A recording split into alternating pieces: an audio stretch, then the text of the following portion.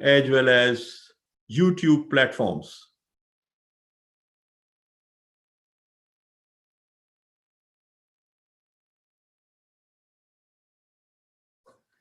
Excellencies, distinguished participants, ladies and gentlemen, joining us from all across South Asia and beyond on Zoom as well as YouTube platforms, good afternoon. It's a privilege for me to welcome you all to the fourth South Asia Forum on Sustainable Development Goals, organized jointly by UN ESCAP and the government of Maldives.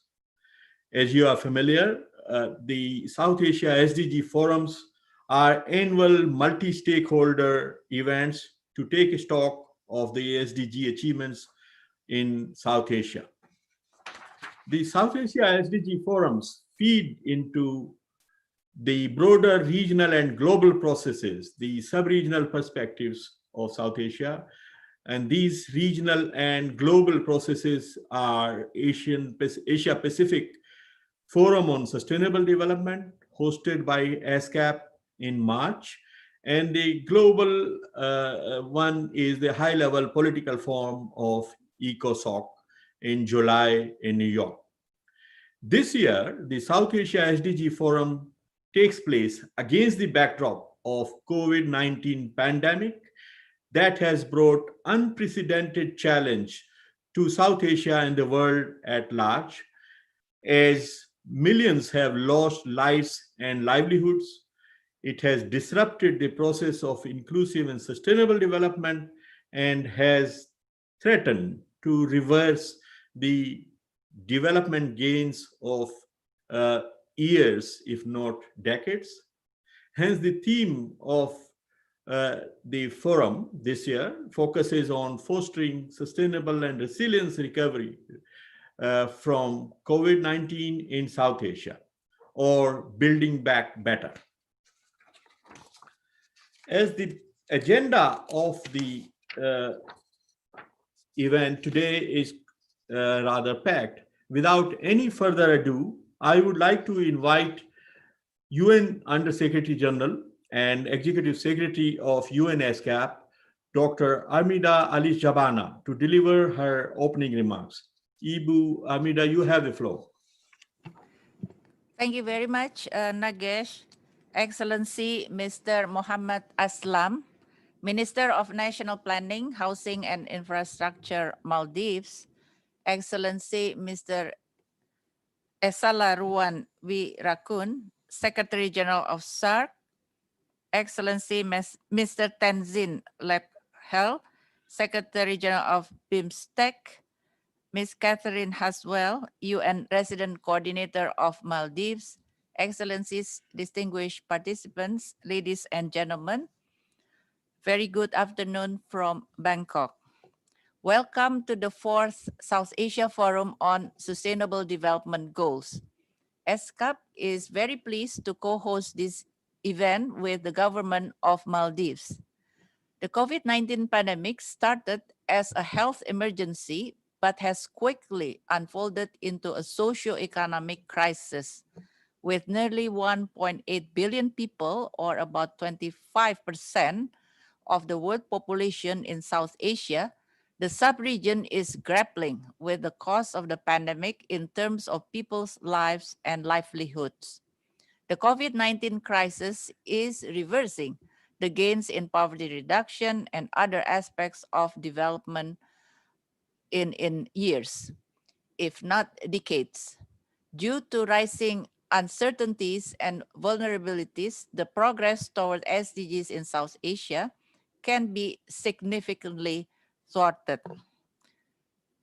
Excellencies, ladies and gentlemen, member states in South Asia have been undertaking and implementing solutions-oriented policy measures to ensure an effective recovery from the current crisis.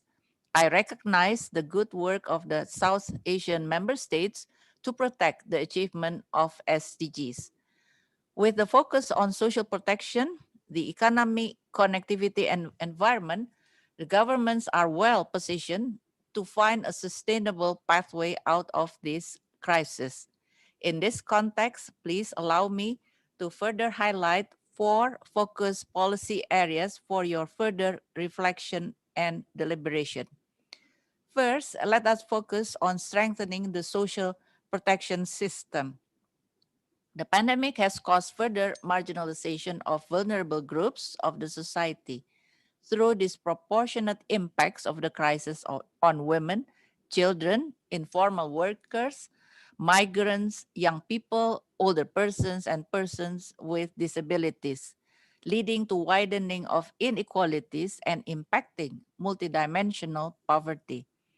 At a recently concluded Committee on Social Development, member states endorsed the action plan to strengthen regional cooperation on social protection in Asia and the Pacific.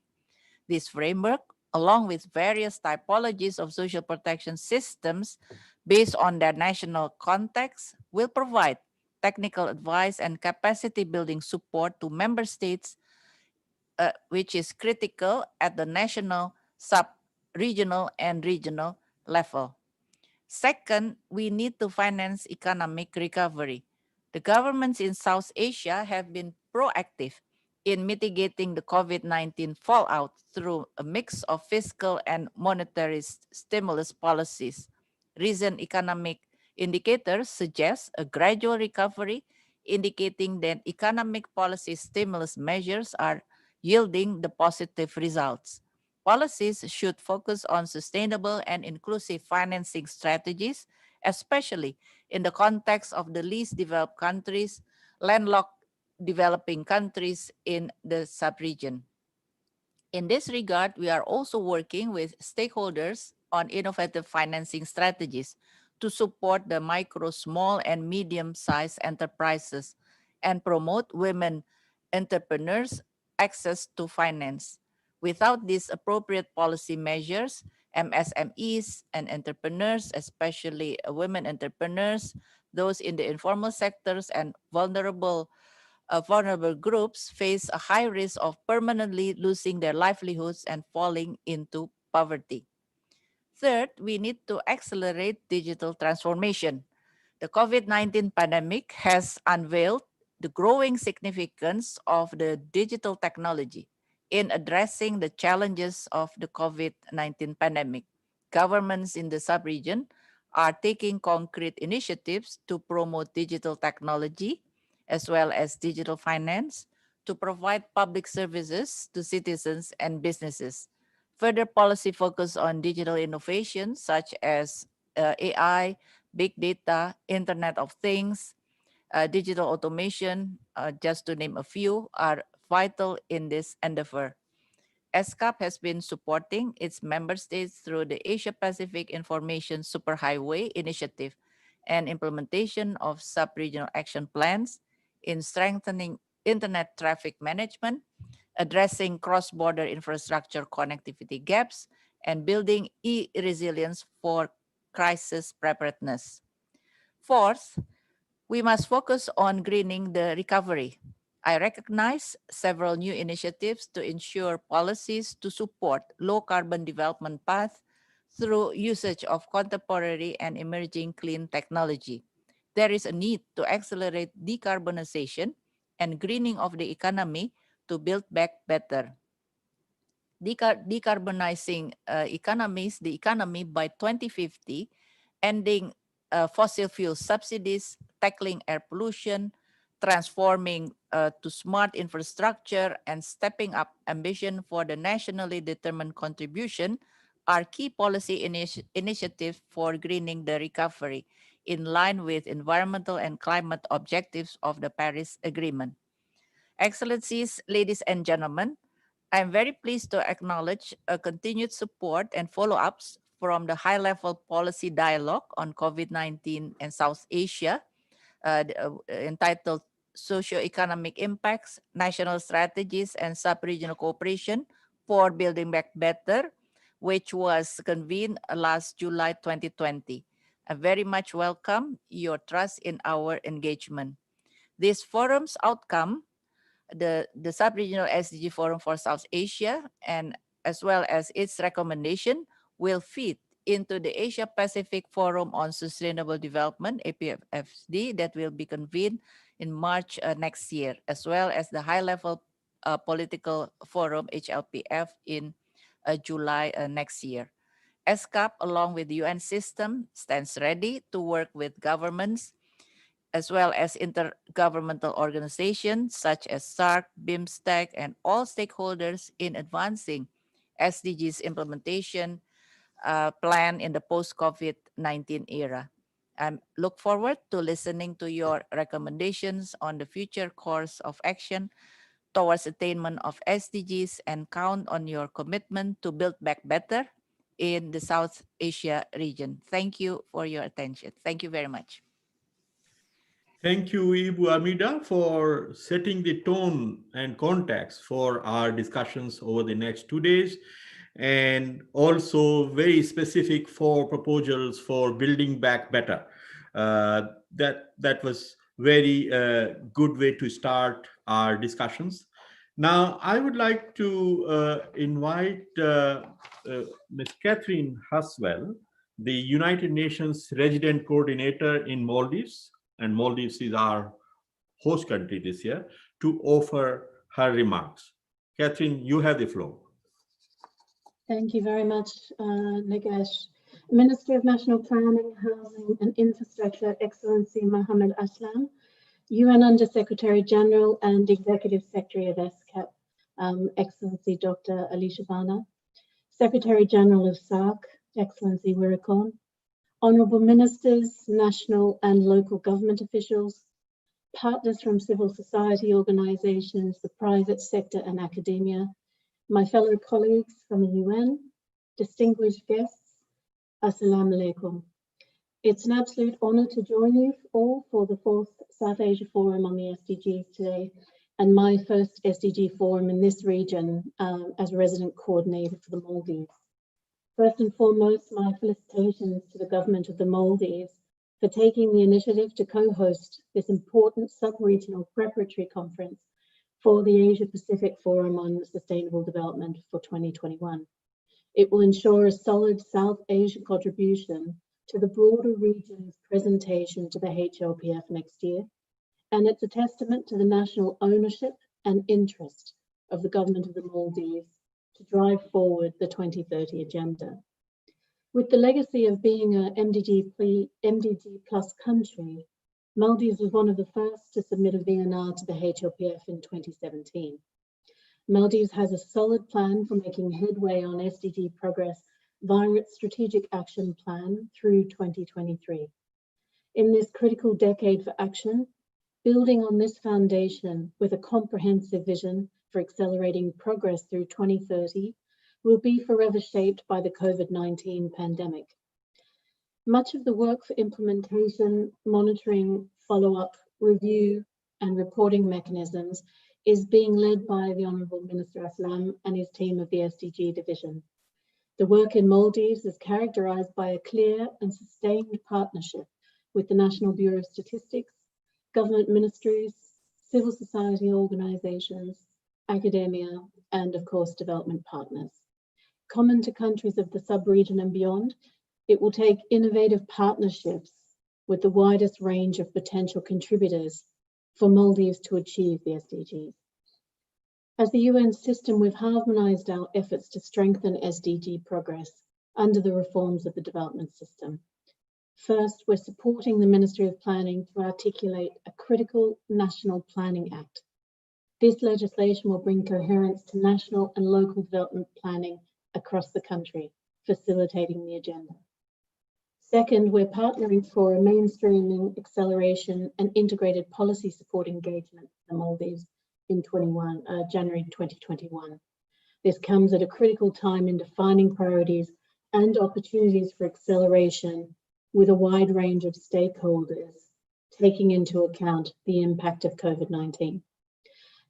Third, with support from the Global Joint SDG Fund, we've launched an integrated national financing framework for the Maldives to support the government to build a sophisticated coalition of investors and diversify traditional financing sources around the 2030 agenda. Fourth, we've institutionalized a regular and systematic monthly engagement with civil society by various SDG themes, and we link the issues and asks to relevant decision makers in various policy areas. And I'm pleased to see that we'll have the inputs from our civil society colleagues and their preparatory forum here today. Finally, building on the result from all of this work, we'll be developing our new cooperation framework for the UN for the next 5 years. It will be the collective response of the UN to help Maldives to address national priorities and gaps in achieving the 2030 agenda. Backed by a reinvigorated UN system focused on policy advice and technical assistance, guided by a robust analysis of the country situation, the framework will focus on practical and tangible actions to foster a sustainable and resilient Maldives through 2026. Excellencies, the threats to achieving SDG progress are many. The potential lifetime impact on the most vulnerable if we get it wrong is dire. But what the 2030 agenda provides us is the framework for a sustainable and resilient recovery from the crisis. This is why our meeting at this time is so critical to the way forward in our near neighbourhood. We know from our first 5 years working on the 2030 agenda and analysis from COVID-19 thus far, in particular from ESCAP, that sub-regional cooperation fast-tracks our recovery in a way that cannot be done when countries go it alone. Critically, while COVID-19 has issued us a collective and daunting challenge, a crisis of this scale offers a unique opportunity to also think and act differently. But we must prioritise, and the strategies we should take should be those which leverage the greatest impact for a sustainable future. And I hope that we will be able to look back on this forum as a watershed moment of where our region captured this special window of opportunity for identifying these strategies to our collective, sustainable and resilient recovery in South Asia.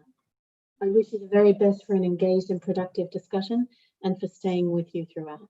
Thank you. Thank you, Catherine, for your very insightful remarks and also for highlighting some initiatives that are being taken in Maldives and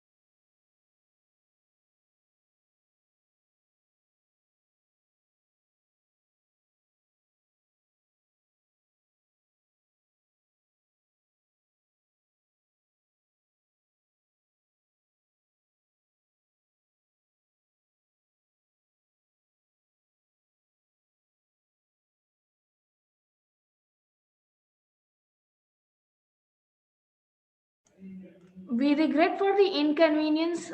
We see some technical problems, some network issue at Dr. Nagesh's end. We are on it, and we should be able to get back soon.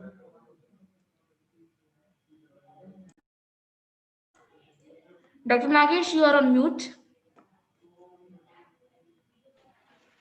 Sorry for this disruption. There was a power failure in our office, and extremely sorry for this. So I was talking about, and this is South Asian problem still. So I was talking about that the two sub-regional organizations, SAARC Secretariat and BIMSTEC Secretariat, are also promoting regional and sub-regional cooperation besides the Asia Pacific level organization that is ESCAP. And today we are honored by the presence of the Secretary Generals of both of these organizations, the SAARC and BIMSTEC. And I'm honored to invite the SAARC Secretary General, Excellency Ambassador Isala Virakun, to provide his opening remarks. Excellency, you have the floor. His Excellency Mohammed Aslam, Minister of National Planning, Housing and Infrastructure of the Republic of Maldives, Her Excellency Amida Alijabana, United Nations Under-Secretary General and Executive Secretary of ESCAP, His Excellency Tenzin Lekpel, Secretary General of BIMSTEC, Her Excellency Catherine Haswell, UN Resident Coordinator in the Republic of Maldives, Excellencies, distinguished delegates. I am pleased to address the 4th South Asia Forum on the Sustainable Development Goals on the theme, Fostering Sustainable and Resilient Recovery from COVID-19 in South Asia.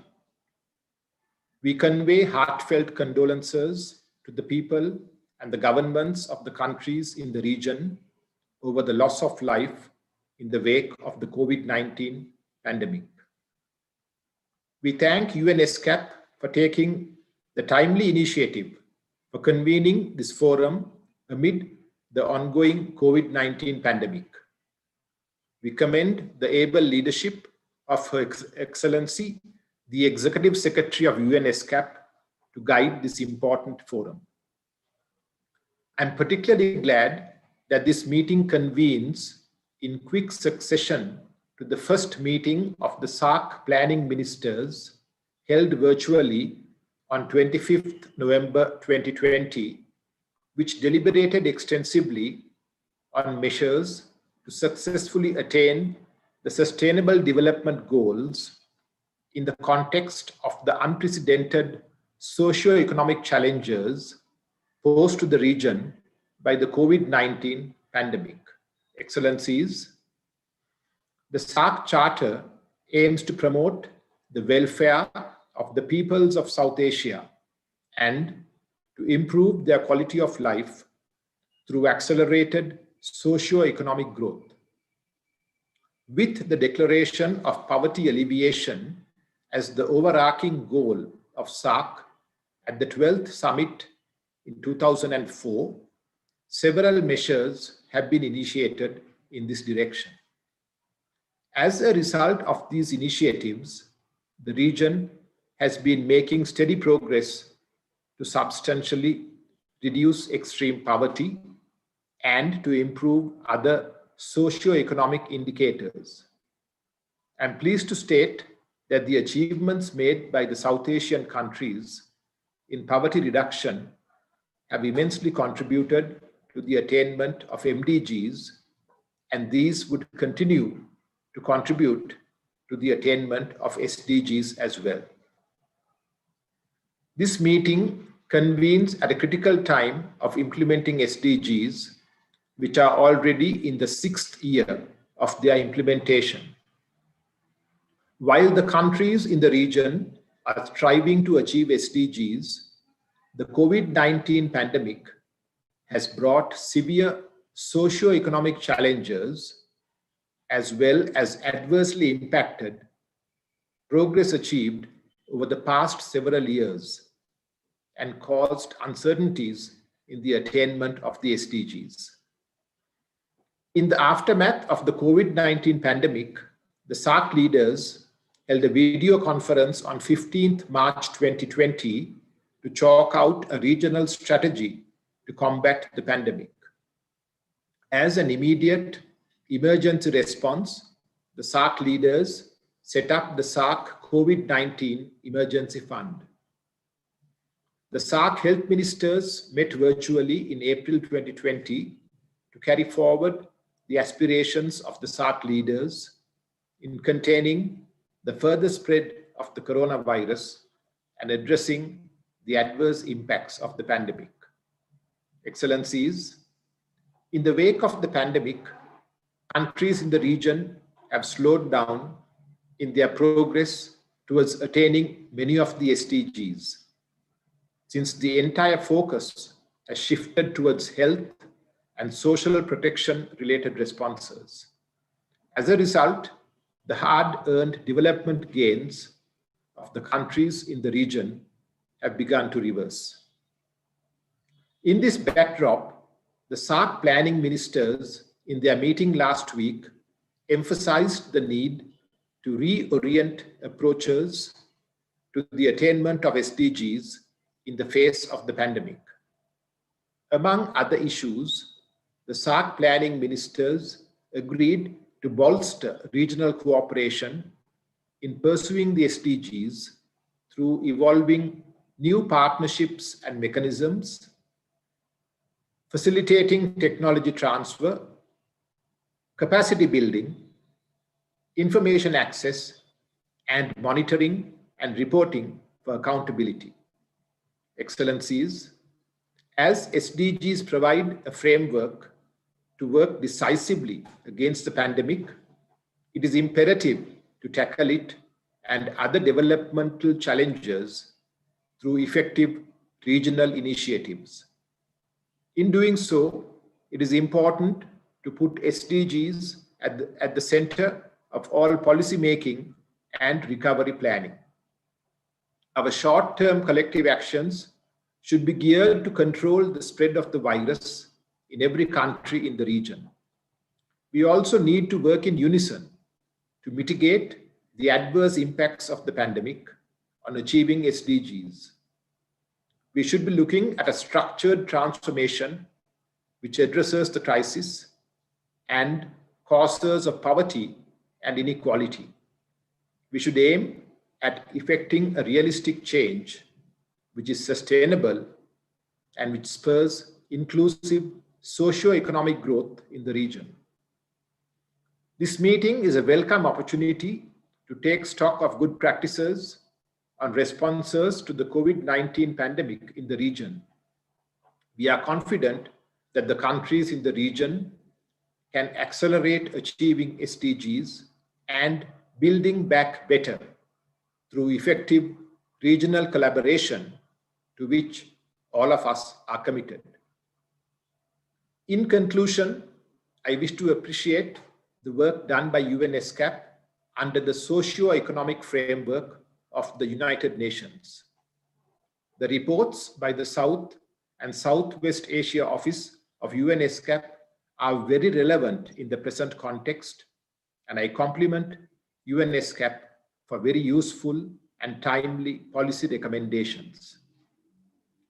I also compliment ESCAP for creating a South Asia network on SDGs.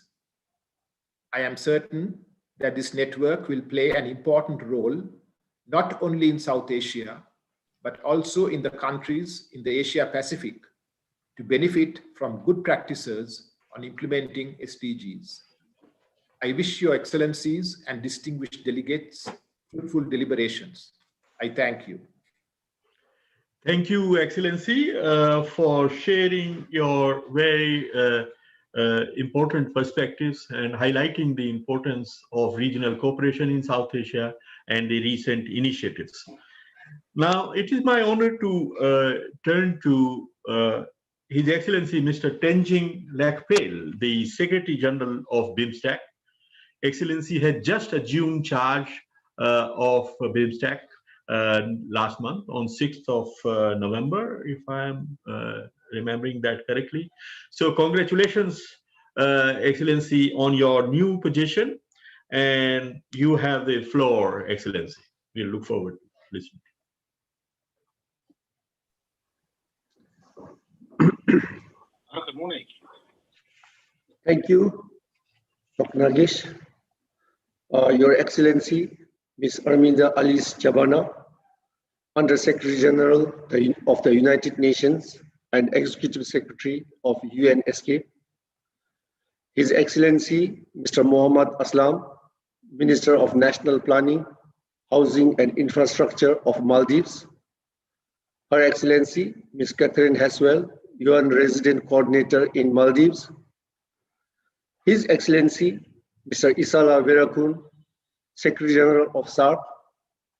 Dr. Nagesh Kumar, Director, UN ESCAP, South and Southwest Asia Office. Senior officials from Afghanistan, Bangladesh, Bhutan, India, Maldives, Nepal, Pakistan, and Sri Lanka. Distinguished panelists, ladies and gentlemen, good afternoon. It is indeed a great privilege for me to join today's 4th South Asia Forum on the Sustainable Development Goals, fostering sustainable and resilient recovery from COVID-19 in South Asia. This is the first occasion which I join in the context of our cooperation with the United Nations, particularly with UN ESCAP, since assuming my charges at the BIMSTEC Secretariat a month ago. Taking this opportunity, I wish to express my sincere appreciation to UN ESCAP and the government of Maldives for jointly organizing this event and bringing together so many dignitaries and scholars to speak at this forum. This timely and important forum has accorded us to share challenges, opportunities, and good practices for achieving SDGs in BIMSTEC and South Asian region, and as well as identify areas of regional cooperation for promoting SDGs during the challenges of COVID-19 pandemic. The Sustainable Development Goals adopted in 2015 ensures that no one is left behind, and the 2030 Agenda has now reached in its 5th year of implementation. The 17 SDGs aim to end poverty, hunger, inequality, climate change, access to health and education, care for people and planet, and build strong institutions and partnerships. Excellencies, ladies and gentlemen,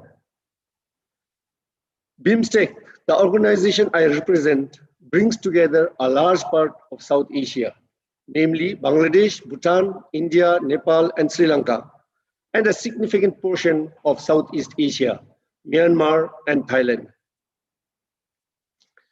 BIMSTEC has designated 14 broad areas of cooperation among its 7 member states. The BIMSTEC member states also feel the need to align its sectoral cooperation with the 2030 Agenda for Sustainable Development. Therefore, the BIMSTEC leaders at the 4th BIMSTEC Summit held in Kathmandu in 2018 have recognized that eradication of poverty is the greatest regional challenge in realization of development objectives and expressed their firm commitment to working together for the implementation of 2030 Agenda for Sustainable Development. Though considerable developments have been made in some SDGs, it is of the view that countries in our region will have to make concerted efforts. To deliver the SDGs, strong partnership and cooperation among all stakeholders, whether it's the government, civil society, private sectors, academia, and others are of utmost importance. There is no doubt that the UN systems and development partners also play an important role in advancing the 2030 agenda.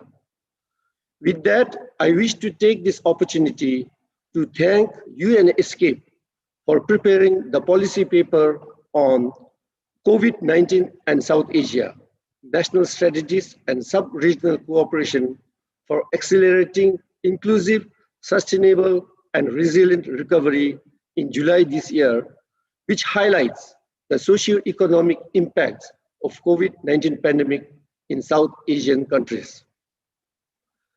The COVID-19 has brought a lot of changes and unprecedented challenges to BIMSTEC and South Asian countries. As the pandemic is still ongoing, it is early to calculate its impacts on socio-economic activities and people's lives and livelihoods. However, the impact of COVID on the global economies is without doubt huge. Therefore, it is crucial for the governments and all stakeholders to formulate appropriate policies and deploy all available tools, including regional cooperation mechanisms, to tackle emerging challenges caused by COVID-19. The BIMSTEC member states and countries in the South Asia region may continue to identify priorities in achieving the SDGs while engaging in forward-looking dialogue like this forum. It is also pertinent to consider sharing best practices in combating the pandemic, as in the case of ASEAN.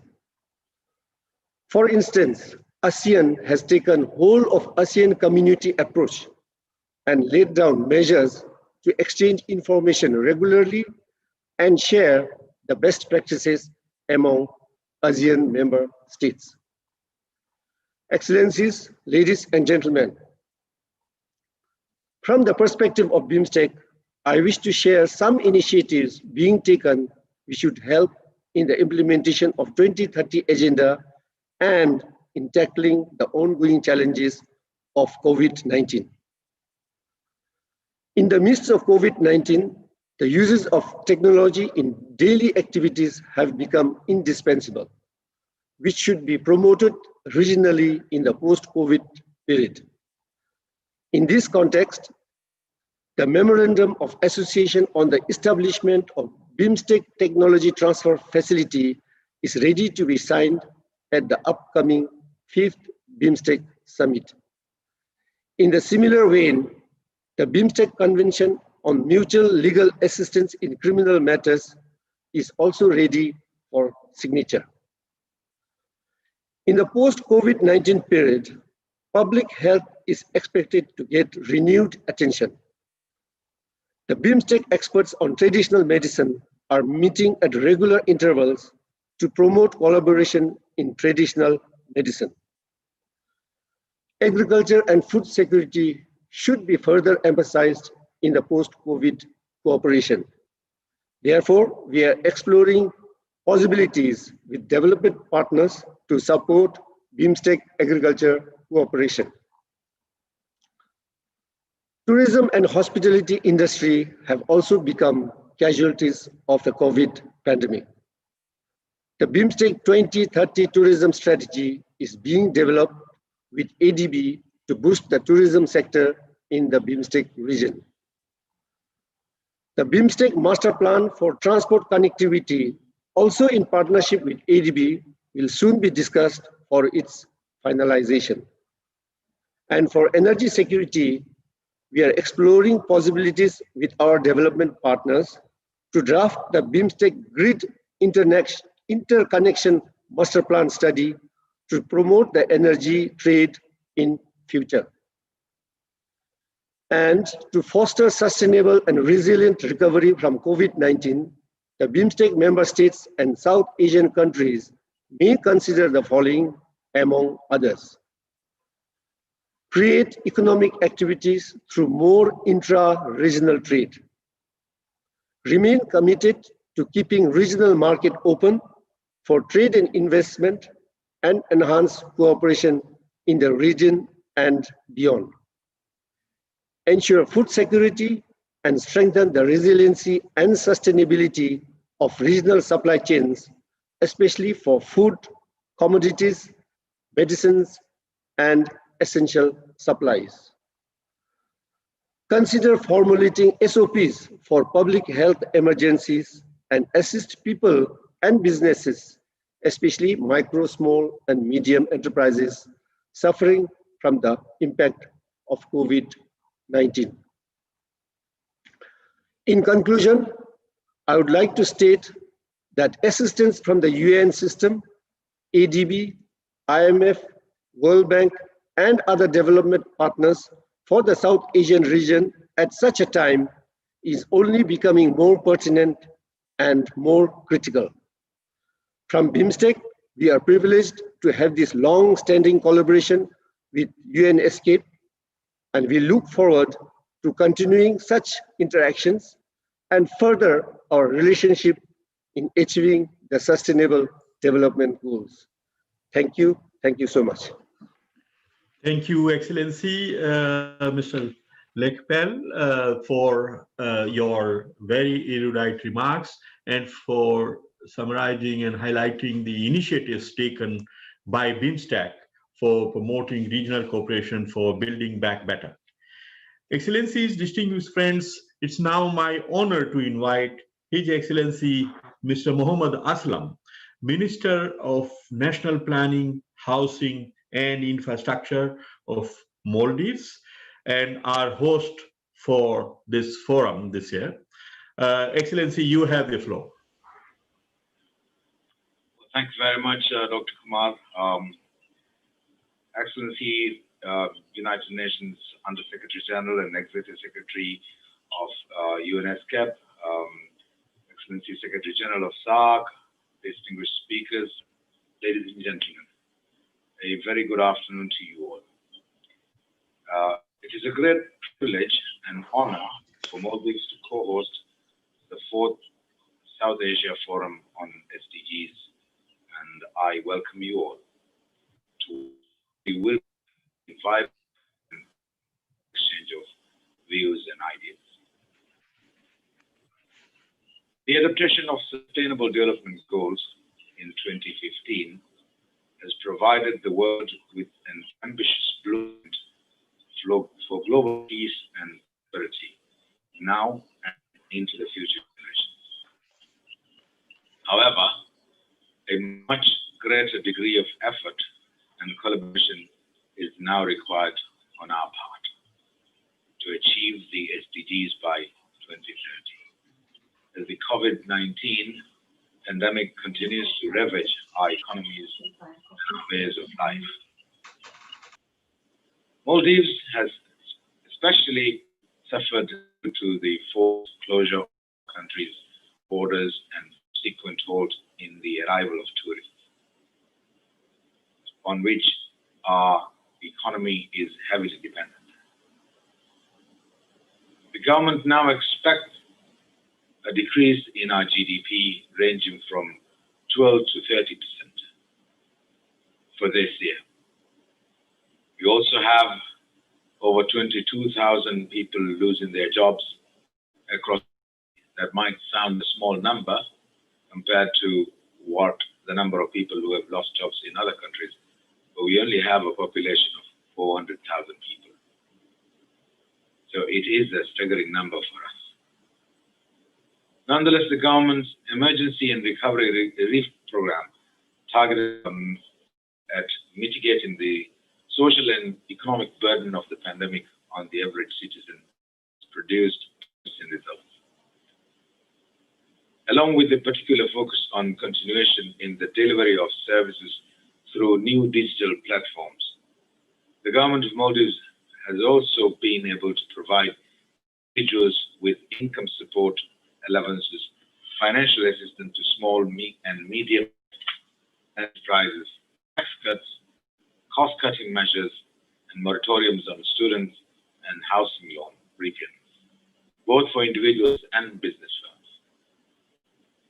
Further, The government has stepped up its effort to digitalize services and to strengthen our existing social security mechanisms, including the flagship Universal Healthcare Program, providing service spots across the country, laid out in the National Special Plan that we are implementing now. Special emphasis has been made to introduce new online platforms and technology in public service provision and to speed up the project to launch a national maritime transport network. All of which are in alignment with the fundamentals of SDGs to address issues of disparity and making development more inclusive. Despite the financial burden these projects on the public sector levied by the geographic dispersion of the Maldivian islands in the Indian Ocean and the economic stagnation of COVID-19, the Maldivian government believes the continuity of our development projects and public services without hindrance is pivotal to keeping our economy and the whole to which it belongs. We continue to be on track to complete establishment of all basic necessities and services in the island, Maldives, by the end of 2023. These do storage for all islands, harbor access facilities where needed, upgrading schools, hospitals, among many others. Our borders reopened in July 15th under very special safety protocols. We are glad that the tourist arrivals are increasing month by month. Maldives is determined to make COVID-19 a learning experience from which we derive better opportunities to reorient and realign our development goals in more sustainable and resilient manner, a path which we can only pursue with the extensive collaboration and cooperation of our South Asian regional partners. Correspondingly, the Maldives calls its regional partners to join hands in facing the arduous journey of recovery ahead. By further cooperation between the region's civil society, private sector, state agencies, local government, and countries as a whole. In this manner, we pay special emphasis to the promotion of the regional trade and youth production with a view on innovation and sustainability. This will only encourage mainstreaming of SDGs into sectoral policies, plans, and strategies, making comparisons, but will also facilitate the exchange of technical knowledge and expertise between our beloved countries, the lack of which our ability to monitor progress in pursuit of sustainable development goals 2030. As of now, Maldives has identified gaps in the availability of data on SDG indicators and are working with our development partners to address this dire need. Maldives calls upon the nations of South Asia to join hands in unison, fraternity to foster a sustainable and resilient recovery. A recovery which refocuses and doubles up our effort to achieve the sustainable development goals through meaningful partnerships and collaboration in knowledge sharing, research, trade, and entrepreneurship, with special attention paid to levy no section of our society is left behind. I would like to assure our partners that this is fully committed to and creating new opportunities in South Asia through enhanced regional cooperation at all levels. Maldives does not doubt that the successful achievement of SDGs will only result from fostering reliable between government, civil society organizations, media, public, and academia of our diverse region.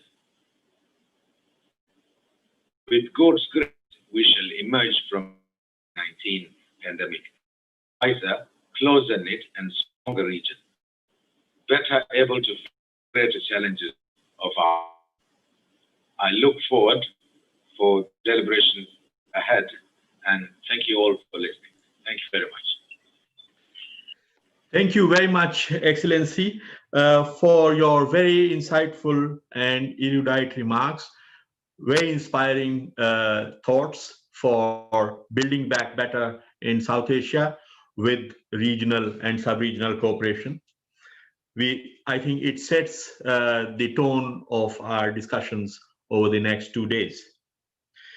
Excellencies, distinguished friends, the next item on the agenda this afternoon is the launch of the web portal of South Asia Network on SDGs in the presence of all of your dignitaries assembled today.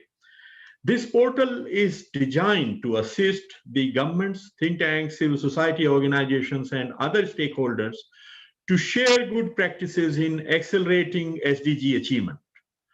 We hope that it will become a rich repository of good practices over time and hopefully foster sub-regional cooperation in South Asia.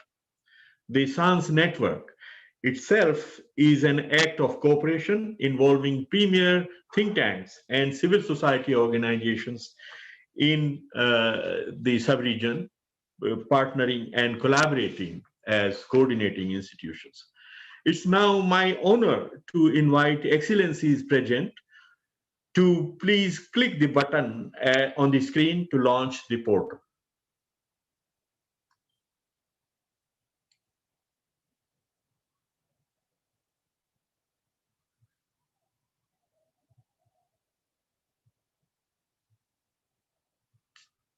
Thank you, Excellencies.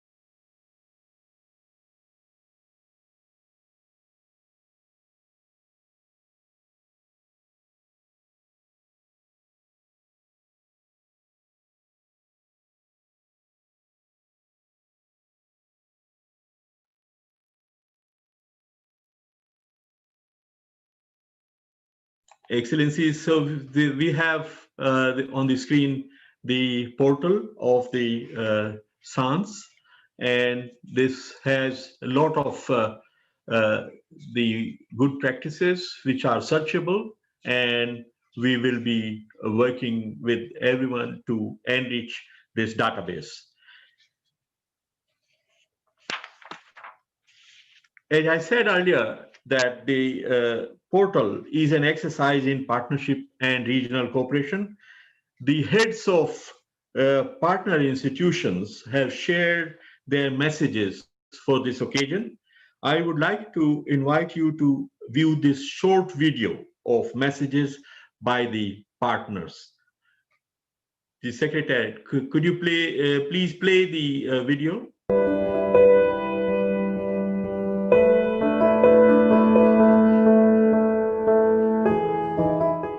Congratulations, ESCAP and partner South Asian think tanks, yet for another successful initiative, South Asia Network on Sustainable Development Goals, SANS. The launch of SANS perfectly coincides with the launch of Afghanistan's second 5-year National Peace and Development Framework that eloquently integrates SDGs into the national planning. As we in Afghanistan are proud of being part of this network, we look forward to collaborate and exchange best practices with the partner think tanks for a better integrated and prosperous South Asia. Thank you. The establishment of South Asia Network of Think Tanks on Sustainable Development Goals, or SANS, is a timely initiative. Sharing of these experiences will improve our understanding on the prospects and challenges of SDG implementation in the region. I thank UN ESCAP for identifying the need and coming forward to develop this portal of SANS. The portal is going to be launched at a time when countries are struggling to manage the economic and social fallouts from COVID-19 pandemic. So the portal will not only be helpful to have access to SDG related activities, but also to know how the corona affected countries are managing the crisis and working towards their recovery. I wish UNESCAP all the very best and extend my full support to this initiative. SDGs can best be achieved not in isolation but in partnership, and SDGs in partnership would have the most effective outcomes for the societies, and this is more so for regions which are physically congruous, and this would be of great benefit for South Asia if we partner.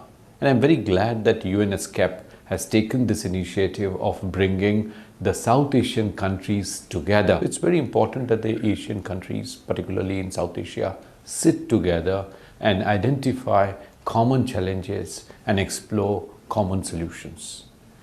The effort by the UNESCAP and the leading think tanks from several of the member nations have come together and have formed what is being called as SANS, the South Asian Network on Sustainable Development Goals. This is very satisfying to see that SANS would provide the leadership role that is needed not only among think tanks, academia and research institutions, but would also provide the lead to policymakers, practitioners, and this would also provide the leadership role that South Asia requires in terms of both catching up and also the leadership. And that way issues would be addressed in terms of our partnership and the outcome. Thank you. 2 years ago in Delhi, in a policy dialogue on the regional cooperation for achieving sustainable development goals, we South Asian think tank have recommended the formation of South Asia Network for Sustainable Development Goals and requested UNESCAP South and Southwest Asia office to serve as its secretariat. Today, I'm delighted to see the launch of the network, and I extend my best wishes.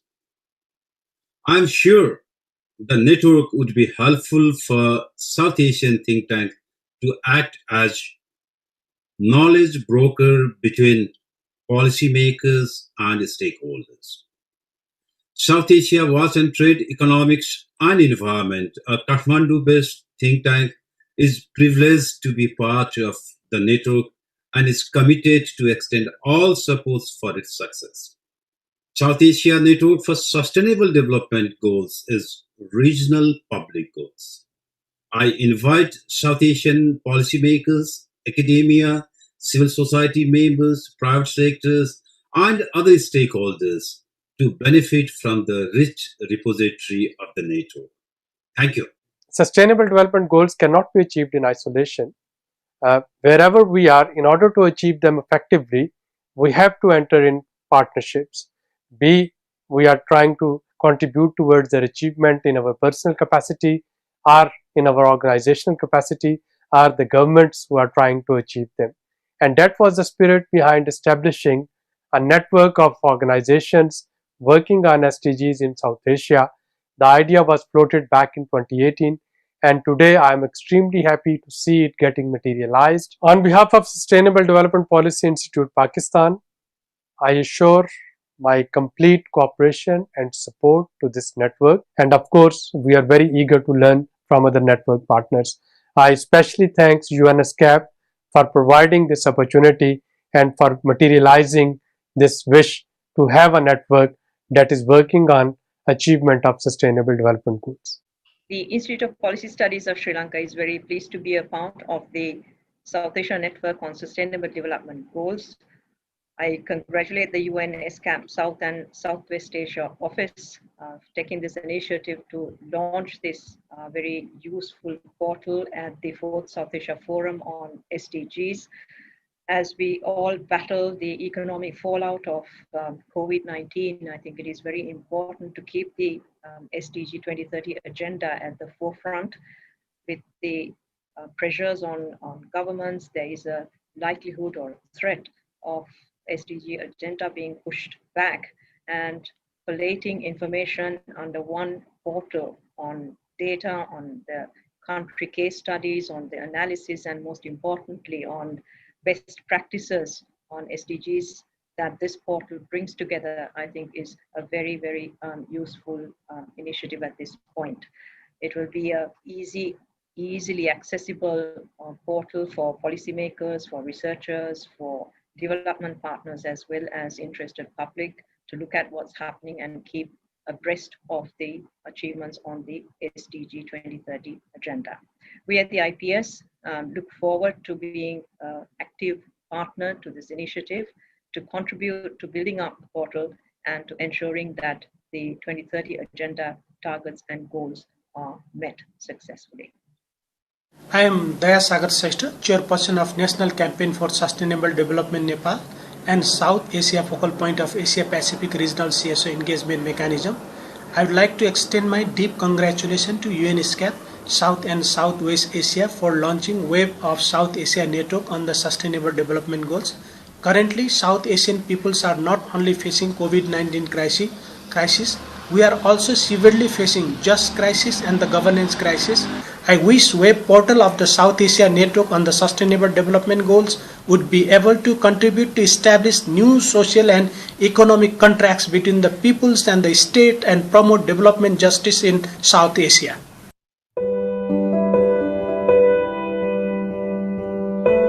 Thank you. Excellencies, distinguished friends, it's now time to move on to the second session of the forum that will take stock of the national and sub-regional progress on SDGs. But before I hand over to the moderator of the next session, it's my pledge and duty and honor to sincerely thank all the distinguished speakers of this opening session for their very substantive remarks that have set the stage and tone of our deliberations over the next 2 days. Thank you very much, Excellencies. Now, it's now my pleasure and honor to introduce Ambassador Gyan Chandra Acharya to take over as the moderator of the next session. And everybody in this audience knows many distinguished achievements of Ambassador Acharya. He has been Foreign Secretary of Nepal. He has served as permanent representative of Nepal to the United Nations in New York. And then he was appointed as Under Secretary General and the Office of High Representative. He was the High Representative of United Nations for LDCs, LLDCs, and SIDS. And he is currently chairman of Saudi SDG Center. So, Ambassador Acharya, you have the floor. Thank you very much. Thank you, Nagesh Kumarji, for your kind introduction. And Excellencies, distinguished panelists, and all participants. Let me begin by thanking ESCAP for organizing this very timely meeting, the fourth in the series. The fact that we are reviewing SDGs in the time of COVID-19 pandemic has particular significance. And this is no ordinary time. And I think we had a very good inaugural session, which has set the tone for our discussions. And also I congratulate you for a very good launching of the SANS network of SDGs. I think this session is about taking stock of some regional and national progress in SDGs in the context of the COVID-19 towards sustainable and resilient recovery with a focus on SDGs 1, 2, 3, 8, 10, 12, 13, 16, and 17. We all know that South Asia was making a steady and reasonable progress in human development. Economic growth in general was also quite high and consistent. Inequality, climate action, and Goal 17 and peace and justice remain challenging, but access to energy was increasing rapidly and protected areas were also being strengthened. And we also know that because South Asia started from a very low base with high incidence of multidimensional poverty, high degree of vulnerabilities and structural challenges, together with capacity, institutional, as well as resource constraints, they had mixed progress in achieving SDGs. But that was all before COVID-19. I think the COVID-19 has now affected the whole SDG process. It has accentuated the constraints and challenges and also multiplied vulnerabilities in an unprecedented manner, reversing development gains by several years. It is not only a health crisis, we all know, it is also a social and economic crisis, and that's why it is a multidimensional crisis. And because it is a global crisis, transmission pathways of the negative impacts have also, especially from the external sectors, have also further amplified its devastating consequences. Therefore, it has greatly impacted the achievement of SDGs in South Asia, where the COVID-19 pandemic has probably hit late, but hard. We are yet to see its plateau. Therefore, the impacts on jobs, health, poverty, equity, social harmony, and economic activities are quite sweeping. National efforts and commitments are there with continued health response, social protection measures, job retention initiatives, and various stimulus packages for economic and business activity. But again, I think going back to our, our previous assertion that the capacity, the institutional and the financial constraints remain big bottlenecks for all the countries. Therefore, I think prioritizing a right strategy in the context, especially in the new context of COVID-19, and reorienting their efforts, I think the country's efforts accordingly to confront the challenges in both the immediate as well as the long term will be really critical for all of us. And we all know that UN at the global level has come out with health response, humanitarian response, and socio-economic response to confront and build back better. And ESCAP has also come out with initiatives, support framework, and some important policy dialogues, capacity development programs, and important studies, including on sub-regional cooperation, have been presented. The World Bank, ADB, and development partners have also taken initiatives to provide substantial financial and technical support. But however, I think given the scale and intensity of the crisis, we need to really look at both the short-term and the long-term comprehensive support measures. The pandemic is coming at a time when the international order itself is under stress. Therefore, it is important to call for a stronger, comprehensive, sustained, and targeted international support while strengthening regional and sub-regional cooperation to overcome the pandemic and build back better. Now the vaccine is now underway. It is also imperative again to make sure that the South Asia also gets the vaccines in an affordable and accessible manner. And therefore, it is very important for us to really strengthen the national commitment and, of course, accelerate the national efforts to protect health, build recovery, strengthen resilience, and promote sustainable development consistent with the fundamental principles of SDGs, like leaving no one behind, integrated approach, multi-stakeholder collaboration, and revitalize global partnership. And we believe that the progress toward SDGs will also contribute to build back better and deal with the effects of the COVID-19. Every year, we all know that the review process of SDGs take place at the international level. HLPF is a very important process. The last summit level review has called for an accelerated action, a decade of accelerated action. And the next year, while selecting the goals, UN has agreed that the COVID-19 is going to impact the implementation of SDG. So we have to look at the SDGs from the perspective of the COVID-19. And therefore, I think this is a very important process. We have a sub-regional and the regional processes as well under the ESCAP, and then it will also feed into the HLPF. And I think this is a very important initiative, therefore, this program that has been organized is to really foster this kind of inclusive dialogue to strengthen partnership among all stakeholders for accelerating the implementation of the 2030 agenda in the wake of the COVID-19 crisis. I think we are going through a very difficult time in terms of the crisis. But again, like every crisis provides also an opportunity. We have heard that in the opening session as well. And I think it is the right time that we have this level of interactions among all the countries in South Asia. And I thank again ESCAP for organizing it. So with these introductory remarks, let me call upon the panelists of this particular session to make their presentation. We'll have some institutional representations before we'll be having the country representations. I would therefore like to invite Mr. Ricardo Meciano, Sustainable Development Officer, Environment and Development Division of ESCAP, to make an introductory remark on the VNR process, the Voluntary National Review process. You have the floor. Thank you, Ambassador. I hope you can hear me well, and I'm trying to share my screen now. Can you please confirm it is visible? I have my presentation uploaded. Yes, that is visible, yeah. Please. Thank you so much, sir. The reason why I'm here today is to briefly provide you a very short illustration of what the voluntary national reviews process means for the implementation and the follow-up and review of the Sustainable Development Goals.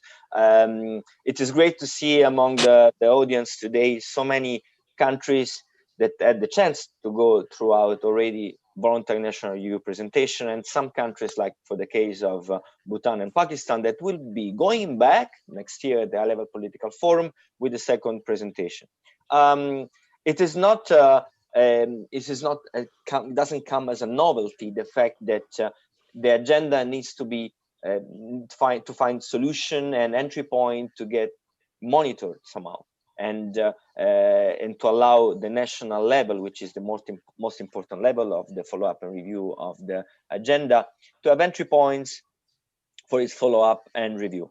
This is how the international community came up with this concept of voluntary national reviews, which are supposed to track the progress in implementation of the 2030 agenda in every country. These are the main elements of the voluntary national reviews. Many of you will probably recognize some of the main points which have characterized their reviews. The fact that they are voluntary, the fact that they are country-led, the fact that they need to be based on evidence and quality data, and they need to work as a learning experience. And this is why it is very important that countries do go back to other presentation at the high-level political forum, showing the international community what did they learn from the first experience of the VNR. They need to be based on national circumstances, and it needs to be open, inclusive, and participatory. And I'd like to stress on the participatory part, because this is important to share the fact that the more stakeholders are involved in the process, the more the VNR will be representative of the situation at the country level.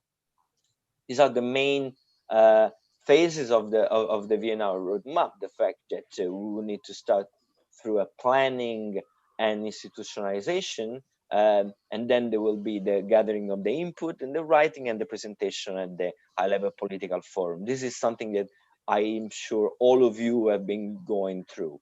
And the building blocks for the VNR as a report discussing process implementation need to have a good part on data and indicators, need to be very well integrated in the national planning. We're talking about a follow-up or review of the goals, which ideally in all the countries would have been integrated in the national planning.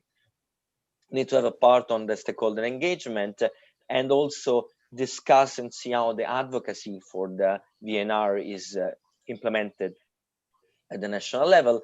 And very important is to be based on the process of leaving no one behind every single marginalized and vulnerable group needs to be reached out through these voluntary national reviews. These VNR are somehow also a tool for accelerate the implementation. Someone says is another one of them means of implementation should be part of SDG 17. But most importantly, these need to be part of the policy cycle, needs to be to get, and this is what we're seeing, because as we're seeing, countries are going back for the presentation at the high-level political forum for a second and third time. So they are already part of somehow a policy cycle. There are very clear benefits of this voluntary national review, the fact that they are a catalyzer of the SDG implementation. They work as a stock taking of whatever has been done in terms of policies and to fill the gaps at the country level, is a way to coordinate the efforts for the implementation of the agenda. Each VNR usually has a whole of government and whole of society approach, and identifies clearly the area of support from countries to get support from the international community. The countries that will be presenting a VNR at the next year HLPF are here, but here please do note that there are lots of countries going back for a second and even third time. For the Asia and Pacific region, you see there are 3 countries, DPRK, Myanmar, Marshall Islands, presenting a VNR for the first time, 7 countries, including Bhutan and Pakistan, presenting for a second time. And look, 2 countries, Azerbaijan and Indonesia, presenting for a third time. I'm concluding. ESCAP, as usual, is available to support countries for their VNR preparation. We have 2 modalities. One is the Rapid Response Facility. We are in discussion at the moment with some member countries to support them and enroll them in the preparation and drafting of this report, and our SDG help desk, which is one of the online tools that allow member countries to share ideas, best practices, and success stories for the implementation of the 2030 agenda. Many thanks for giving me the floor. We are at your disposal for any question, any follow-up, and good luck with the preparation of your reports and for the following of the forum. Over to you, Mr. Chair. Thank you very much. Thank you, Mr. Ricardo Mesiano, for highlighting the importance of the VNR process and, of course, the readiness of the ESCAP to provide support for the countries which are presenting. And in the case of South Asia, of course, all the countries have already presented once, so many of them are doing the second or third time. But thank you very much for highlighting this very important VNR process in New York. Now, I would like to invite Mr. Rajan Sudeshuratna, Economic Affairs Officer, SSWA, to make a presentation on South Asia SDG progress overview. You have the floor.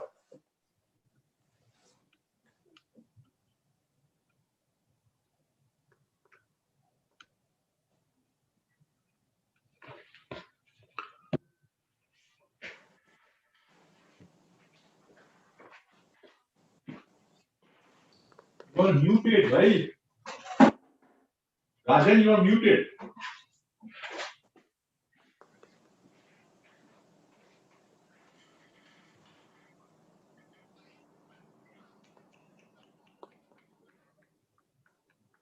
Sorry, I was muted. Yeah, sorry.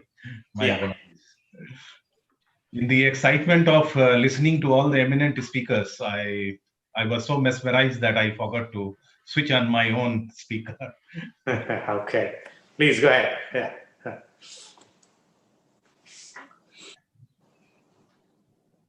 So I am going to share this presentation on behalf of our office, South and Southwest Asia.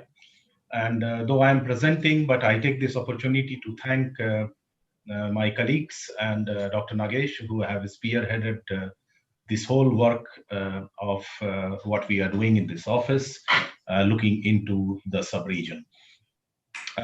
Many of the things are known, but just to give you a perspective, last year South Asia was lagging behind in 15 out of 17 goals. In fact, in goal 16 we were regressing, and we did point out a number of times, and if there is a recognition that South Asia is critical for achieving the global SDGs, because we have a critical mass of 25% of the world population, but it's still 36% of extreme poverty and hunger belongs to this region. Due to COVID-19, we saw a lot of restrictions being imposed by the countries, not only in this sub-region, but worldwide. And that led to slowdown in the growth, increase in poverty, inequality, many of the job losses, including a lot of livelihood issues because of the sector in which these people were employed. The gender gap has widened, including the violence and unpaid work for women increasing over the time, and especially during the COVID. We expected that perhaps COVID will push back the SDG performance, but if you look at, and just for the visibility of, if you will see here, if you can see in this part that goal 1 and SDG goal 2, goal 3, the sub-region has not done that bad, except that in goal 13 and 14, if you will see, we have regressed a bit. But in most of the goals, you will find that it definitely, with the target of 2020, we are way behind. And slightly we have gone behind in goal 4 if you compare 2019 and 14, 19 and 20 in goal 4, especially for the education. And in goal 7, where you will see the blue band, which was much closer to 2019 line, is far away from 2020. Also, while in goal 16 in 2019, we were regressing. Now it has come to 13 and 14, but 16, we do not have sufficient data. Also, the progress in other SDGs, we are lagging behind, but still it's not as bad. Definitely, there is a caveat that this has not taken into account all the impacts of COVID. If you would look, and this is part of our work which we are doing, growth and employment has affecting MSME, informal sector, tourism, hotel, textiles, etc. Job losses are many, and as using our ESCAP SUNN model, we said that we predicted 132 million people will be new poor in South Asia, with maximum coming in from India and then Bangladesh, as you can see from the graph to the right-hand side. There is also going to be huge job losses resulting from the lockdown. Definitely, given the size of economy, India will have the highest job losses. Education, because of the school closures, it has kept 391 million students out of school in the primary and the secondary education.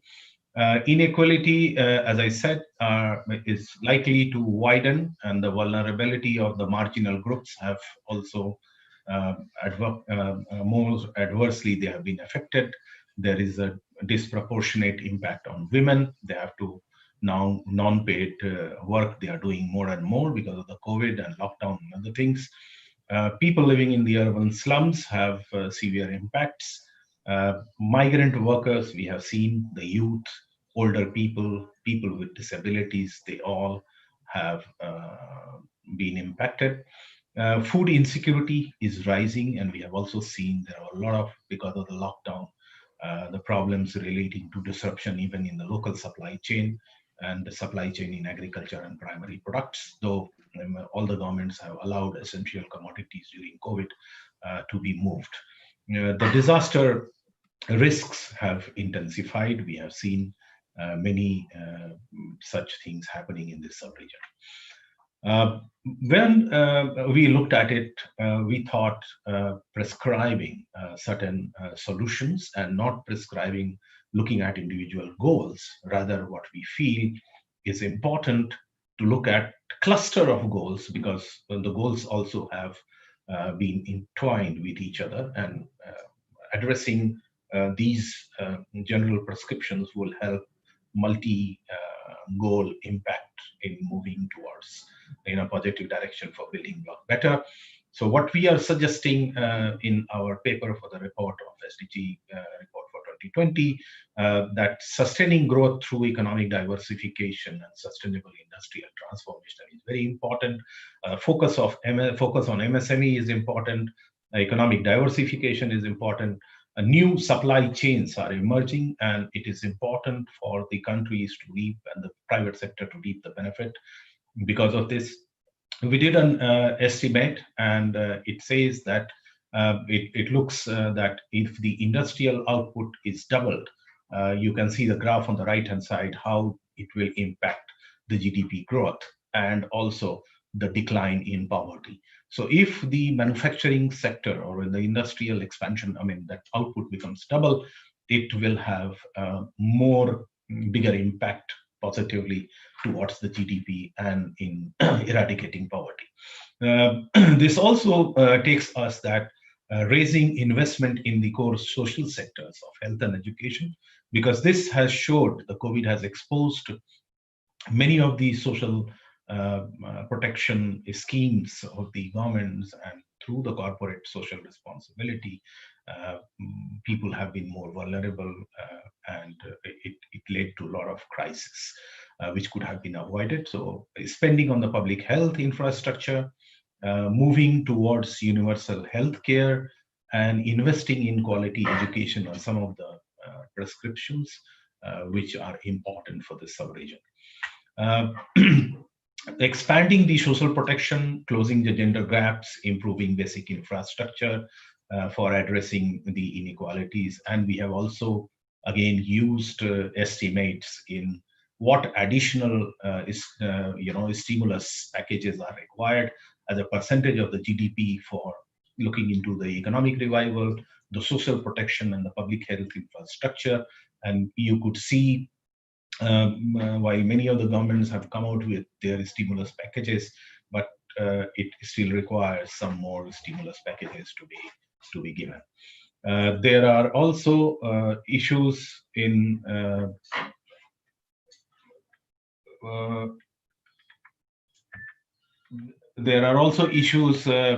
relating to the prescription on enhancing environmental sustainability through green recovery programs and accelerate transition to clean energy.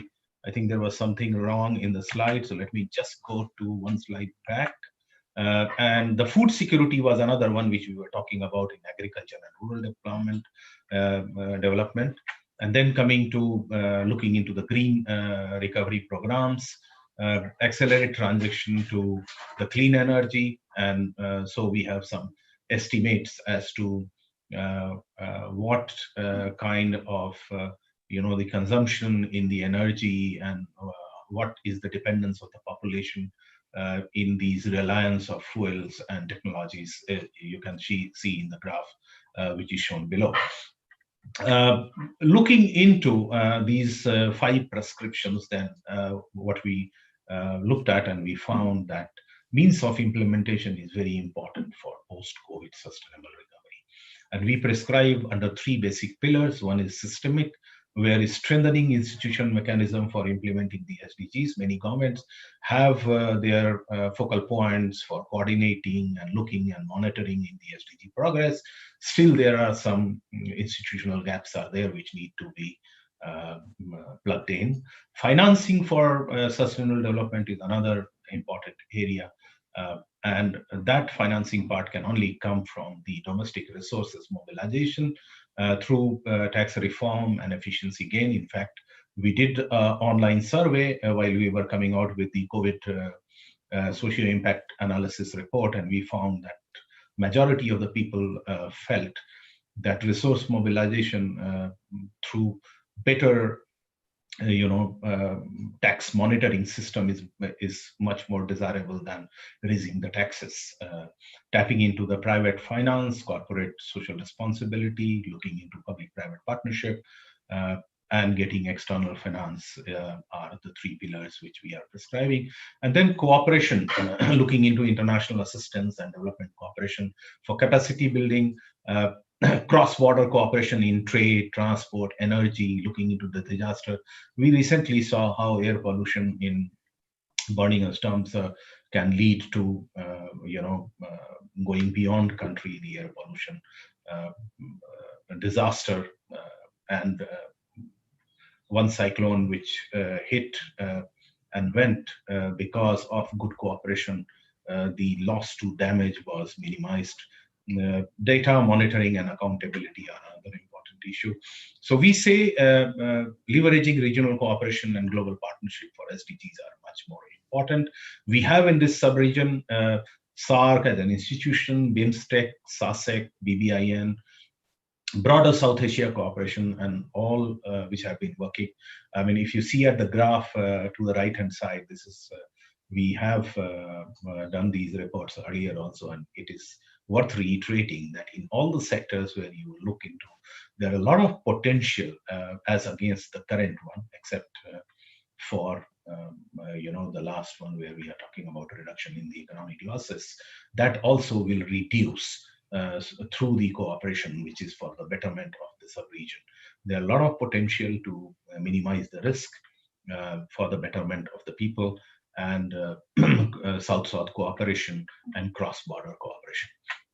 So for the regional cooperation, we have aimed at 8 pillars: regional cooperation for the health, harnessing the potential for inter-regional trade, financial cooperation, labor market for decent work, safe migration, freight corridors and infrastructure for energy, road and communication, the food security, climate resilience, agro-based ecosystem, fast-tracking the clean energy transition, the digital technology, ICT connectivity and data systems, and building resilience through sub-regional cooperation, including the climate action. Are these identified pillars as per our estimates. What we have done since the last South Asia Forum for Sustainable Development, which we did in Bangladesh, we have equipped ourselves to look into the socio-economic response framework, which was decided by the global framework of UN, and then ESCAP framework for Asia Pacific from Bangkok. And then we attuned our work, and so we had publications on COVID. We did publication on NDC graduation as to how COVID is going to impact for sustainable graduation. We have this essays, development reports, development series, which we are doing now. We have many sub-regional reports on disaster. We did a paper on marine pollution. And so we have a lot of research analysis, which is there and is there on our website. We also provide technical assistance and policy advisory on a need basis. So we are helping 3 countries out of 4 in South Asia at the verge of graduation. And we are helping them, providing policy advisory for sustainable graduation. We are looking into strengthening women entrepreneurship, connecting them through the regional and global supply chain through use of ICT and e-commerce and digital connectivity. We have been collaborating with a lot of UN country teams towards socio-economic response framework, looking into UNDAF, helping them out, and then the CCA work with many other countries. Capacity building is one of our pillars, which we are working. We have been working, and we are continuing to work towards building better and LDC graduation. We also act as a knowledge platform, like South Asia Forum for Sustainable Development Goals. We just witnessed today launching of SAN's web portal and the network, which connects again the think tanks, the government, and many other stakeholders. We are developing e-learning courses on e-commerce and digital marketing for women-led MSMEs. And we also act as this forum where all kind of stakeholders coming from the policy makers two think tanks and private sector, civil society exchange their best practices, and we promote the regional cooperation. We have organized high-level policy dialogue. We organized virtual policy dialogues with think tanks. We participated in CSO's workshops, South Asian Economic Summit. We had done a lot of work on disaster. We in fact did 3 or 4 South Asia disaster-related virtual workshops on pollution, transport, and trade, etc. These are just an illustration how we have been attuning our work towards COVID and the challenges for making better, building back better. This is what change which has been brought. Some of you would have seen it and participated in Dhaka, and then the COVID effect is we are living in a virtual world today, and so here we are. Thank you very much. Thank you, Ambassador Acharya. Thank you very much. Thank you, Dr. Rajan Sudesh Ratna, for highlighting the South Asia situation in terms of where we stand on SDGs, but also I think some of the very important initiatives that ESCAP has taken in terms of providing capacity development and policy dialogue, the COVID-19 situation impact and its possible pathways to really mitigate its impact, and many initiatives that ESCAP has really taken, including the SSWA. I really thank this initiative of establishing SANS, which is another feather in the work of the SSWA, and I'm sure that this has given a very good regional context. But we all know that there is a this regional context in which we have to really look at the country situation. There are also country variations, and I think our next presentation of the countries on the situation on the VNR at HLPF, how they have done and how they are going to do, would be very, very important, really, to have a very full spectrum of the issue of SDGs, where do we stand, especially at a time like this. We will have a presentation, the country by the country SDG focal points. We will start with those countries which will be presenting VNR at HLPF in 2021, and then we will go to the other countries, those who presented in 2020, and the rest of the member states who had done that before. Therefore, I would like to invite Mr. Fuwa, Senior Planning Officer from the Perspective Planning Division of the Gross National Happiness Commission Secretariat of Bhutan, to make a presentation, country presentation. You have the floor.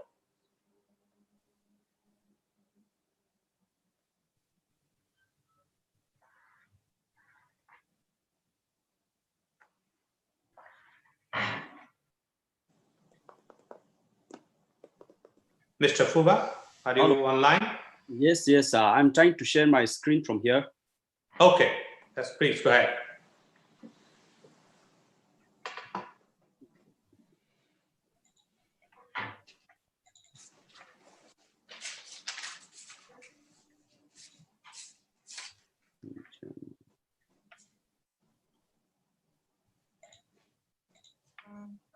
Okay.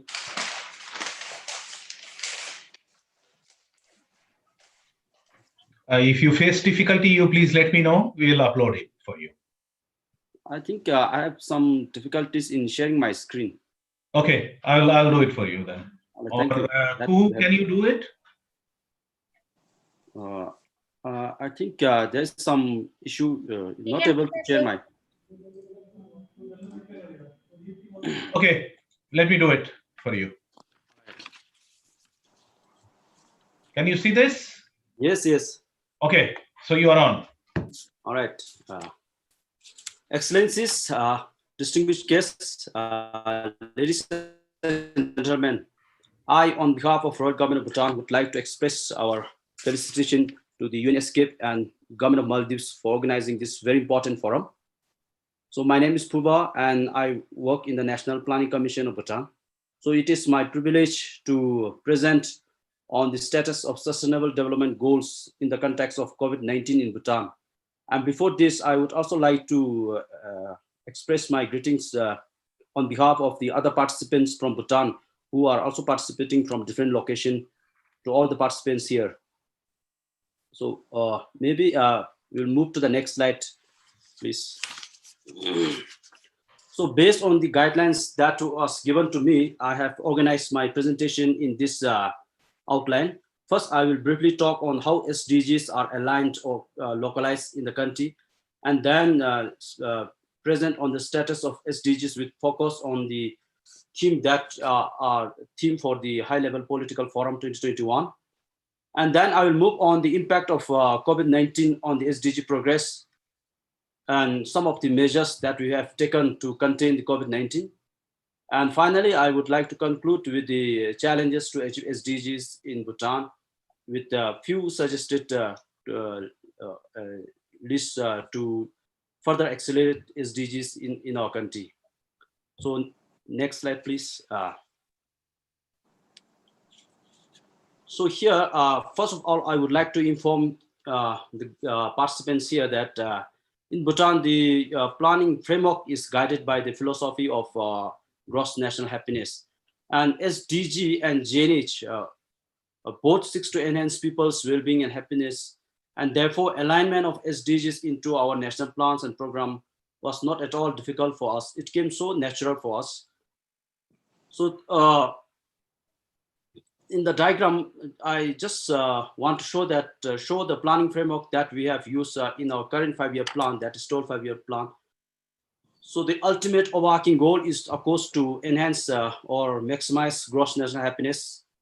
And international goals, particularly SDGs and regional goals, were the main inspiration that we drew upon while we were developing the national plans and programs. So next slide, please. Maybe move to next slide, Mr. Rajan. So here I would like to briefly touch on the status of SDGs in Bhutan. Given the time of allotted time of 10 minutes, I won't be able to go into all the indicators of SDGs. I will just highlight some of the key points for all the SDGs. So the first is on poverty. Recently, the recent data available was from 2017, and that data shows that the national income poverty rate has reduced to 8.2% from the 23.2% in 2007. And similarly, multidimensional poverty rate has also reduced to 5.8% from 12.7% in 2012. And the next goal on zero hunger, in Bhutan, there is a high level of food sufficiency, in fact, more than 97% food sufficiency level. And now the next goal is on health and well-being. We have also noticed a decrease in mortality and morbidity rate in Bhutan. And also with the life expectancy has increased from nearly 37 years in 1960 to over 70.2 years in 2017. Coming to the next goal on education, Bhutan has made a commendable progress in terms of providing access to education with the enrollment rate nearing 100%. And we have also achieved gender parity till secondary level. Goal 5 is on gender equality. Just want to show one indicator: the women participation in parliament has increased from 8% in the 2013 election to 15% in the recent election that was held in 2018. And on clean water and sanitation, 99.5% of people has actually access to improved water supply. And on the goal 7, affordable and clean energy, 99.5% of population have access to electricity. And on goal 8, decent work and economic growth, we have a relatively stable growth rate till last year with 5.46% in 2019. However, this has now changed with the onset of COVID-19. Next slide, please. Can you move to next slide? So now goal 9 is on industry, innovation, and infrastructure. This one of the key indicators that I want to highlight here is on the ease of doing business. The ranking has improved from 124 out of 190 countries in 2008 to 75 out of 190 countries in 2017. However, the recent data shows that the ease of doing business has actually position has deteriorated to 89 out of 190 countries in 2020. So now next is challenging goal is reducing inequalities. We have carried out the vulnerable baseline assessment and identified 14 vulnerable groups for targeted intervention.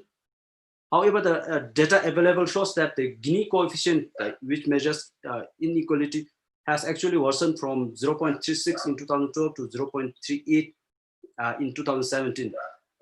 Goal 11 on sustainable cities and communities, we have put in place disaster management strategic policy framework from 2015 to 2025, which is under implementation.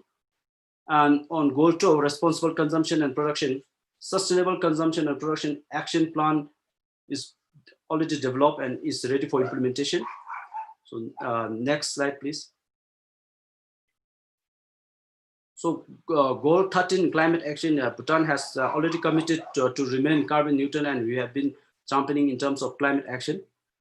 And goal 14, looking at the indicators, what we are saying is that at the moment, this goal 14, which is life underwater, focusing on the ocean, life on the ocean, which is not quite relevant in our context.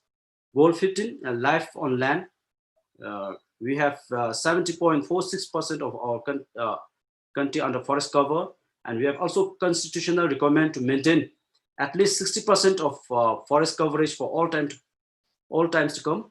And at the moment, more than half of our country is protected under protected as biological corridors or national parks.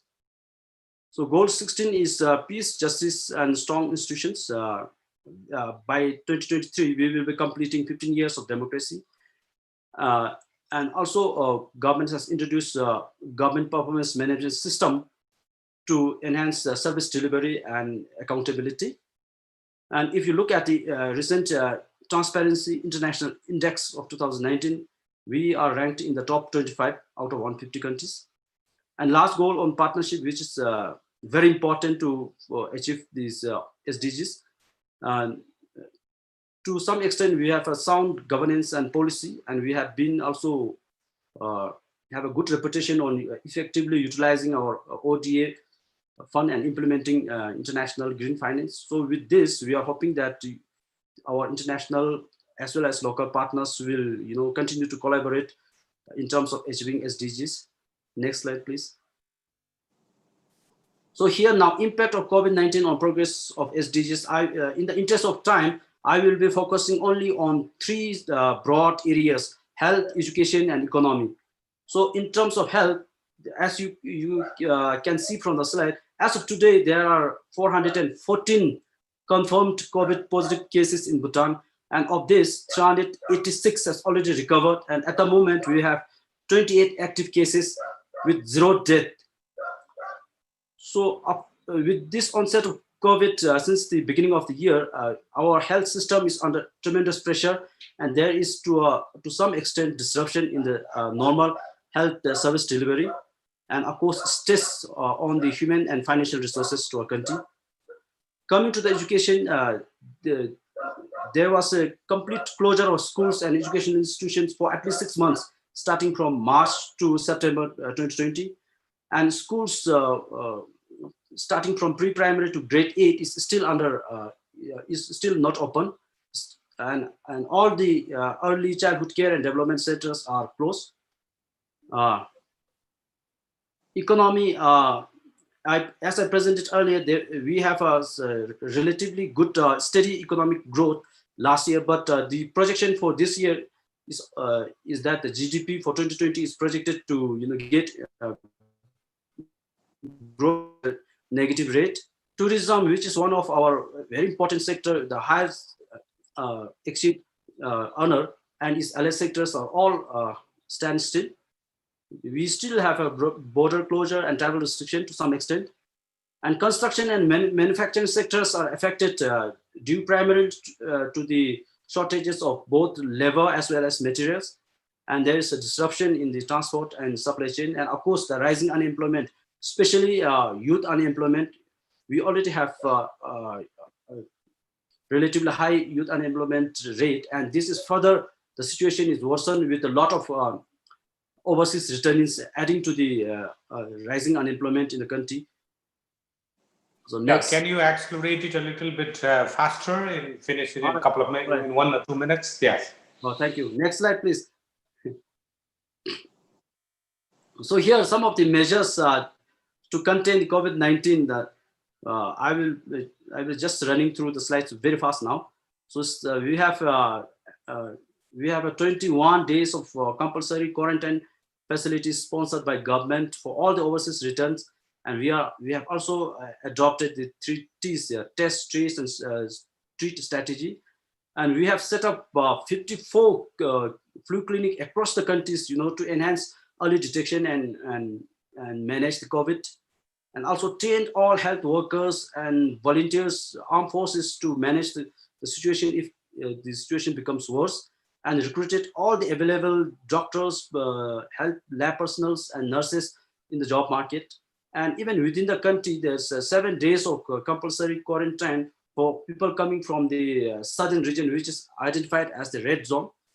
And in terms of education, we are implementing the education in emergency phase 1 and phase 2, where the online teaching is very vigorous through television, radio, social media, YouTube, Google Classroom, etc. And we have also distributed self-instructional materials to the students who were not able to access because of connectivity issues and because of remote location.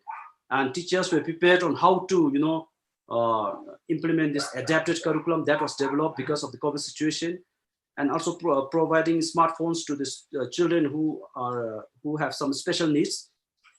So we have reopened schools and institutions from grade 9 onwards. So now, in coming to the economy, a lot of just to mention few fiscal and monetary measures and interventions. So we have initiated tax deferral, loan deferral, waiver on rental for government properties, and concessional access to finance. And His Majesty's relief program really has protected population, especially the vulnerable population, through cash transfer and interest payment relief. And we are also implementing economic contingency plan focusing on the sectors that were badly affected by COVID, such as tourism, construction, and agriculture. And we are front-loading some of the capital activities for this financial years to reboot the economy. And recently, government has also introduced national credit guarantee schemes to boost export, promote innovation in technology, and also create job opportunities. And we are implementing flagship programs. There are 9 flagship programs which are closely aligned to SDGs. So in a way, this is how we achieve our SDGs. Now, some of the challenges, of course, the poverty rate has decreased, but eradicating poverty in all its forms is difficult, and particularly the 93% of our country is multidimensionally poor are in rural area. And as we are located, we are very prone to climate change, affecting our agriculture infrastructure as well as crops. And with the closure of schools and online education, quality of education is under question. And because of onset of COVID pandemic, inequalities might get worsened, both income and social.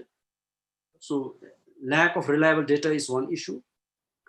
So now, some of the suggested way forward, like we, as highlighted, we are undertaking Vienna for high-level political forum 2021, and we did this as very good avenue for us to take stock where we stand, particularly after our 2018 Vienna, and we did this as a comprehensive study to see the status, not merely taking this as a report writing exercise. So at the moment, we are also finalizing the SDG dashboard to monitor and track progress in SDG as well as our national indicators. And on economy as a whole, we are at the moment developing 21st century economic roadmap for 10 years frame, which is underpinned by innovation and technology to achieve the high income society goals. And in order to ensure successful implementation of SDGs, a financial need assessment that will establish the estimated cost for SDG will be carried out soon. And lastly, Bhutan will require additional international support to recover our economy, especially the sectors that are badly affected by the COVID, like tourism, manufacturing, and construction, health, and education. So I think with this, I come to an end of my presentation. Thank you so much for this opportunity. Thank you. Thank you, Mr. Furba. Thank you for highlighting, the situation of SDGs as well as the COVID-19 impact on Bhutan, and of course, focusing on health, education, and economic measures. But also, you highlighted some of the challenges, including the multidimensional poverty in rural areas, the data capacity and resources, and then, of course, need for a very strong international support. I think that was very important, but of course, we have a very limited time. We had to rush it. But now I would like to invite Dr. Hassan M. Hashim, Chief SDG, Ministry of Planning, Development, and Special Initiatives from Pakistan. You have the floor, sir. Sure. You have 10 minutes as well. Thank you. Thank you, His Excellency Gyan Acharya for giving me opportunity to speak on this very relevant issue pertaining to Pakistan and South Asia overall. I'm really pleased to listen to the remarks of all the participants, especially His Excellency, how he has mentioned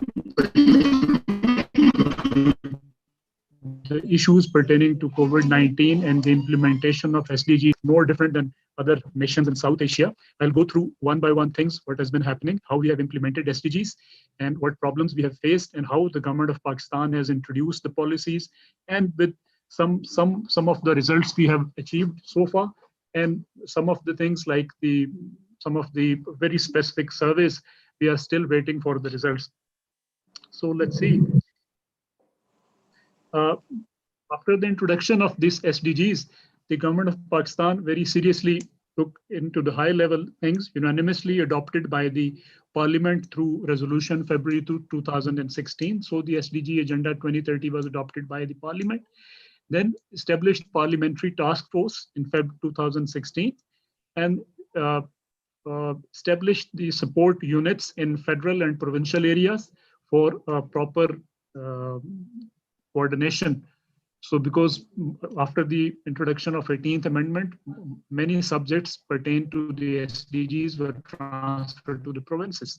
So in order to make effective coordination, we need such a mechanism where the federal and provincial bodies should sit together and share the information. Then NEC, the National Economic Council, which is a very high level forum in which headed by the Prime Minister of Pakistan, approved the framework in March 2000, SDGs framework in March 2016, where the SDGs goals were categorized and into enabler outcome and sustainable outcomes from the short run, medium term to the long term goals, where we have categorized and aimed at some of the SDG goals which are used to be work as enabler. Similarly, since most of the changes are coming to the local governments, we introduced up to the local government summit in 2017, and where the federal, provincial, and district level people, the implementer, were sitting face to face, and then produced a coordination mechanism within federal, provincial, and up to the local level, how we will be implementing this SDGs goals.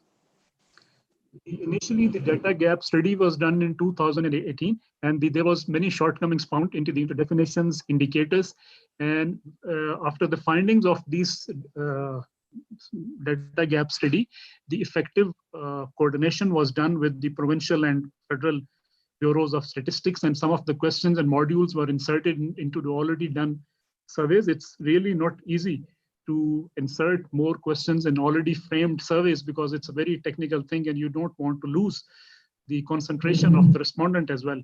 But we added somehow 40 more indicators, so we have plenty of data, but still we need to add more data. We expect that we'll be adding in due course more indicators, so it will be gauged by the information more effectively, and we effectively also established and estimated, measured the SDGs index ourselves, and we worked on SDGs dashboard where all this information was plugged in, and we gave right to the provinces, and now we are going to give right to the local government and the AGPR, where the actual expenditure can be traced back, and then the monitoring will be further easier. Mainstreaming. It was mainstream in the government plans, policies, and growth strategies, annual plan, 5-year plan, and economic visions. They were aligned with the SDGs goals. Review of policies, mostly water, education, energy, nutrition policies were reviewed, and it was aligned with the SDGs.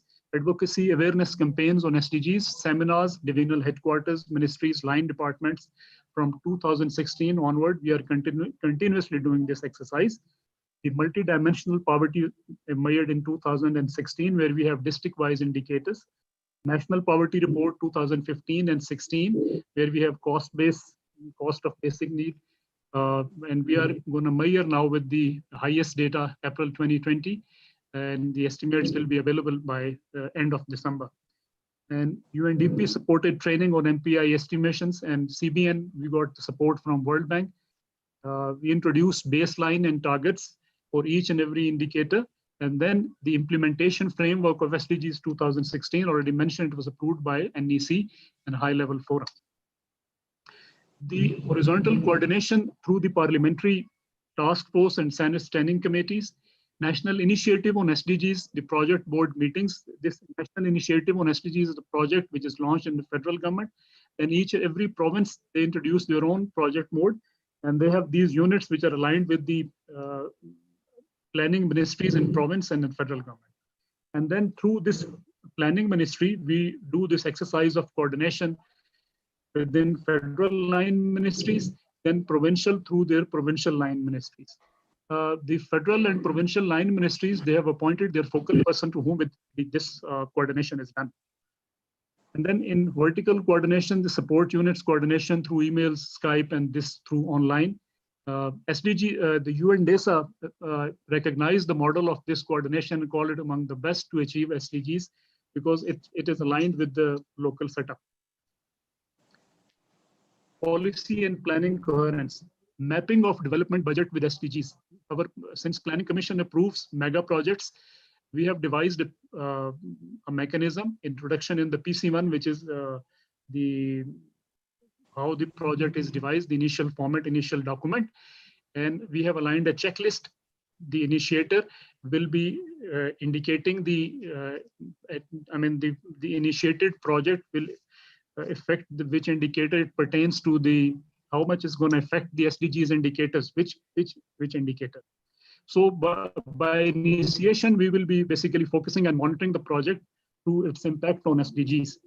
Private sector alignment through P3, we have invited their investment in public-private partnership mode, where they will be investing in profitable projects, and then fiscal space which will be created. It will be work as a helping hand to the government to spend on SDGs. Then we classified the targets and indicators, expenditure tracking with the Auditor General accounts, because we have only allocations in the Ministry of Planning. The actual expenditure are tracked in the AGPR, the Accountant Office, and through this SDGs dashboard, these indicators will be aligned, and even the expenditure will be aligned. So let's see how Pakistan's performance, this was just the implementation part. Let's see how Pakistan performance in SDGs. Definitely most of the data and indicators, they come through survey sources, and it's not very easy. It's not, to conduct surveys periodically, cross-sectional data is also costly. So it comes with a lag, like 2-3 years. That's why there's some time lag involved in monitoring the progress of SDGs. Reduction in poverty by 12.5 percentage points from 2010-11 to 2015-16. The new measures of 2020 will be available by end of this month. We are in a measurement mode. A SAS program to expand social protection by the government of Pakistan. Establishment of poverty alleviation and social safety division, a separate ministry. National Socio-Economic Registry to target the poorest.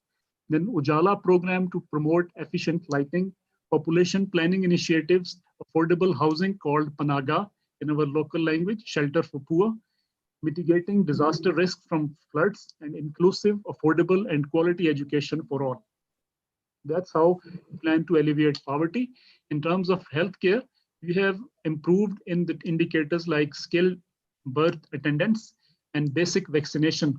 So we have improved in these indicators, but still trying to get more numbers from the surveys. Eliminating hunger and improving health.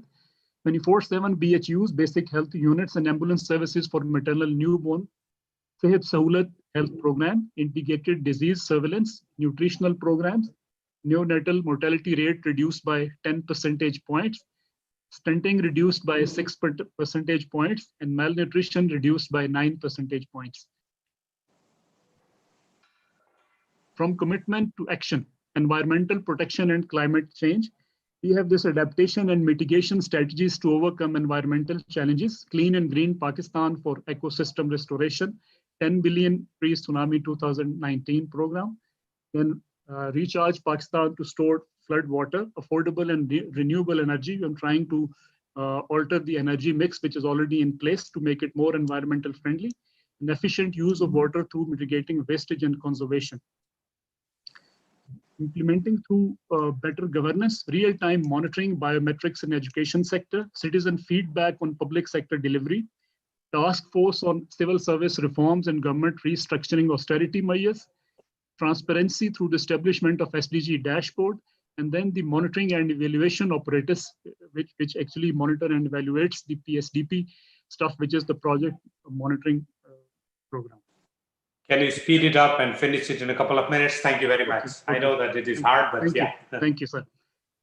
Increase in women voters, BOLO helpline for domestic violence, financial inclusion, joint ownership, widows, ehsas, and women-only police stations. These are some of the measures. Advocacy and communication. Let's come to the coronavirus. As it has affected the whole world, same is the case with Pakistan. I mean, the employment loss due to business closures, demand of oil was reduced. We see oil price and demand go down. In impact, the government reduced the policy rate from 13% to 7% just as a demand management. Macroeconomic forecast. The supply of labor for wheat cultivation and cotton sowing in Sindh will be affected if this pandemic persists. Access to market for sale of perishable, definitely it's the storage issue is there. Locust attack mostly hurting cotton crop. Until now, according to the FC estimate, the cotton crop, all other major crops, they have shown positive growth, and due to the agriculture package, more than 56 billion rupees government has announced. Services sector hurt as well. How the crisis management, the macroeconomic disruption and implications, decline in consumer business confidence and risk appetite, contraction in demand, production, supply chains. I think it's all visible. Second wave of the impact lead to further economic implications. It can lower remittances, inflows due to possible business closures, certain demand for goods and services can change. People can move on to more food, pharma, stock. So it can it can hurt exports. Prolonged economic recessions can create further crisis, see rising bankruptcies and welfare losses to the society. We are all these indicators and information, we will be following the VNR processes, all the guidelines given by the UN already, and we wish to prepare this information for the coming VR 2021. Thank you very much, sir. Thank you very much. Thank you for highlighting the situation in Pakistan, and of course some of the very important initiatives that we have taken in terms of the coordination as well as localization, SDG mainstreaming, and also horizontal and vertical coordination mechanisms. I think that was very important. You also highlighted Pakistan's status on SDGs, and then of course impact of COVID-19 and the VNR process. I thank you very much for your presentation. We wish we could have more time to have it in detail, but that is the time constraint that we are facing for everyone. And now we would like to go towards those countries which have already presented their VNR at HLPF 2020. I will begin with Bangladesh. Mr. Muhammad, I would like to call upon Mr. Muhammad Monirul Islam, Joint Secretary, SDG Coordinator's Office, Prime Minister's Office. You have the floor, sir.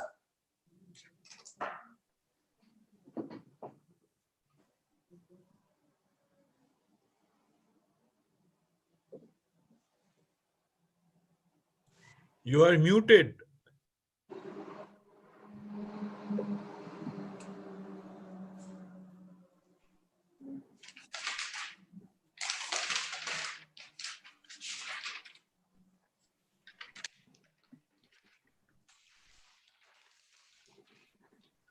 Can you see my? Yes, we can see your presentation. Okay, thank you. Respected moderator, His Excellency Chandra, Acharya, officials of ESCAP, officials of the government of the Maldives, Excellencies, ladies and gentlemen, and distinguished guests who have joined virtually in the fourth South Asian Forum on SDGs meeting. Good afternoon to you all from Bangladesh. It is indeed a great honor for me to present the VNRs before this August gathering, because the very VNR was presented by our honorable planning ministers in July this year in the high-level political forum. Happened virtually, and definitely it's a good opportunity for me to share with you the same presentation. Let me start with offering the greetings of Mujibiyar. You see, the government of Bangladesh has announced 2020 to 2021 from March, particularly March 17 March, as the Mujibiyar in honor of the commemoration of the centennial birth anniversary of our father of the nation, Bangabandhu Sheikh Mujibur Rahman. And you all know that his able daughter is now leading our country as an honorable prime minister. And under a dynamic leadership, Bangladesh is moving forward in the direction that was dreamed by the father of the nation to build a Sonar Bangla, or golden Bangladesh. As you know, that before the Vienna process started, a preliminary workshop was held in Norway. I personally participated in this process.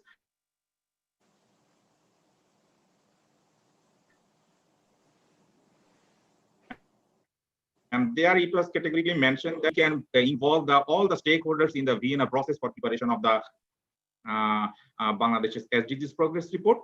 So at the apex level, SDG implementation review committee is there. It is headed by the principal coordinator SDG affairs, my direct boss, who directly is liable to the honorable prime minister, sitting in the prime minister's office.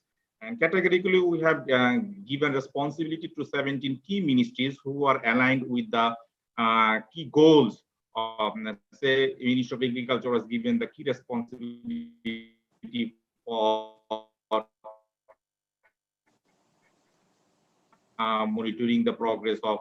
It was to arrange a consultative workshop, taking representatives from all the lead, co-lead, associate ministries and divisions, and also the NGOs, private sector, civil societies, development partners who are more relevant to that particular goal. And there was a SDG working team in the Prime Minister's office, headed by the Director General of Governance Innovation in the Prime Minister's office. So it was a very consultative process that we followed to prepare the voluntary national review. So here is a glimpse of some pictures you see from goal 1, 2, 3. In the consultation process, a couple of ministers concerned with that particular ministry was also present. For example, Honorable Minister of Health was present in SDG 3. Honorable Minister of Education was present in SDG 4. And Honorable Minister of Local Government and Cooperative Division, Cooperative Ministry, he was present in SDG 6. So it was more participatory, and we tried to incorporate all the stakeholders in the Vienna process. And we also have the opportunity to go to the sub-district level. We have divisional level workshops are there, but unfortunately, the way we plan to prepare the consultation was not held in true sense, because we are going for a national level consultation. We have the report of COVID, and then from March 17, we stopped the process of going for consultation. But before that, since we started earlier during January and February, the major level goal specific consultations are done in our country. So you see, it was our second Vienna. So in the first VNR, we tried to incorporate the process, what we are following, what our alignment of the 5-year plan with SDGs, our mapping exercises, and SDG data gap analysis, and conversion of the SDG document into the national document, and the the training document, this sort of things was highlighted in the first VNR. And in the second VNR process, since it was mentioned that who are participating in the second VNR should highlight what they have done after the first VNR process, then we are highlighted that yes, we have prepared the SDG action plan. All the lead ministries, co-lead and associate have prepared what project they have to prepare, that they have to implement in the coming year. So that SDG action plan was prepared. We have launched the SDG tracker, online SDG tracker, to monitor the progress of SDGs. We have also highlighted the SDG financing strategy. It was calculated that around $928 billion will be required for Bangladesh to implement SDG from 2017 to 2030. So it was around 66 billion per annum, which is 20% of our GDP or accumulated GDP on a year basis. We all know that data crisis is a very common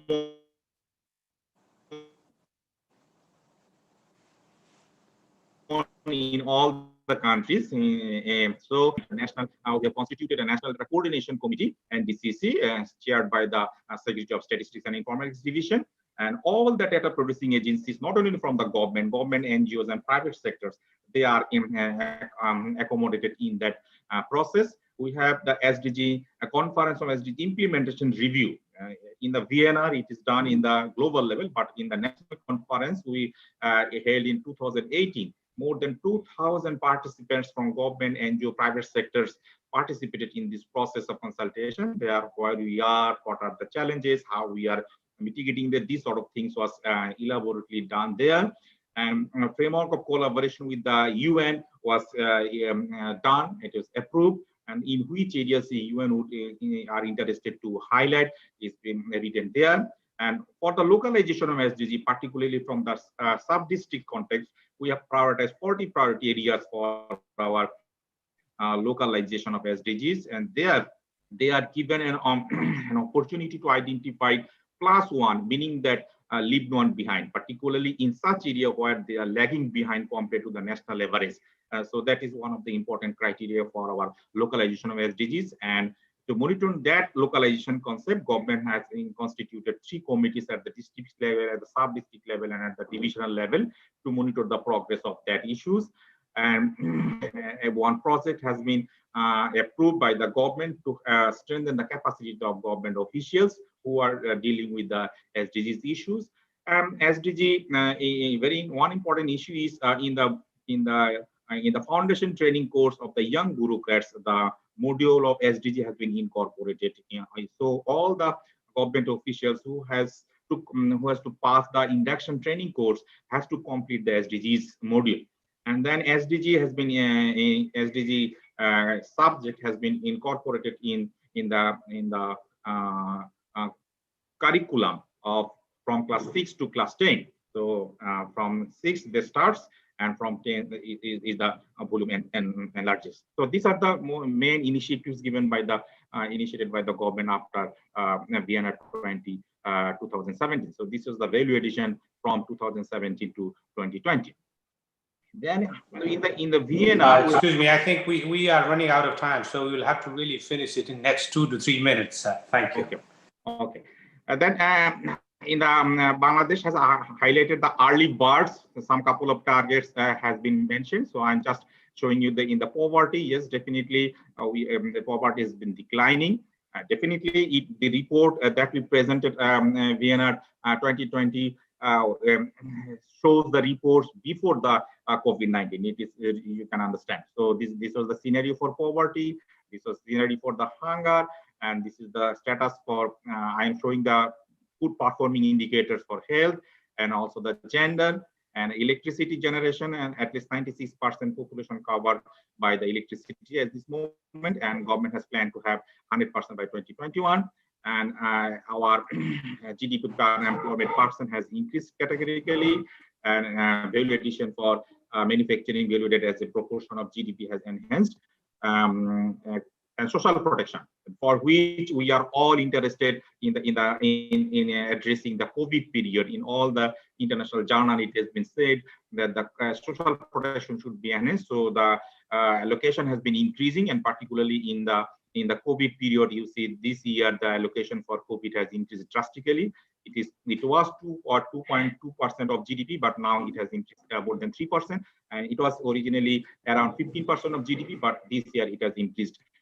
So the allocation and also the beneficiary number has increased in the social protection to address the inequality in our country, inequality and vulnerability.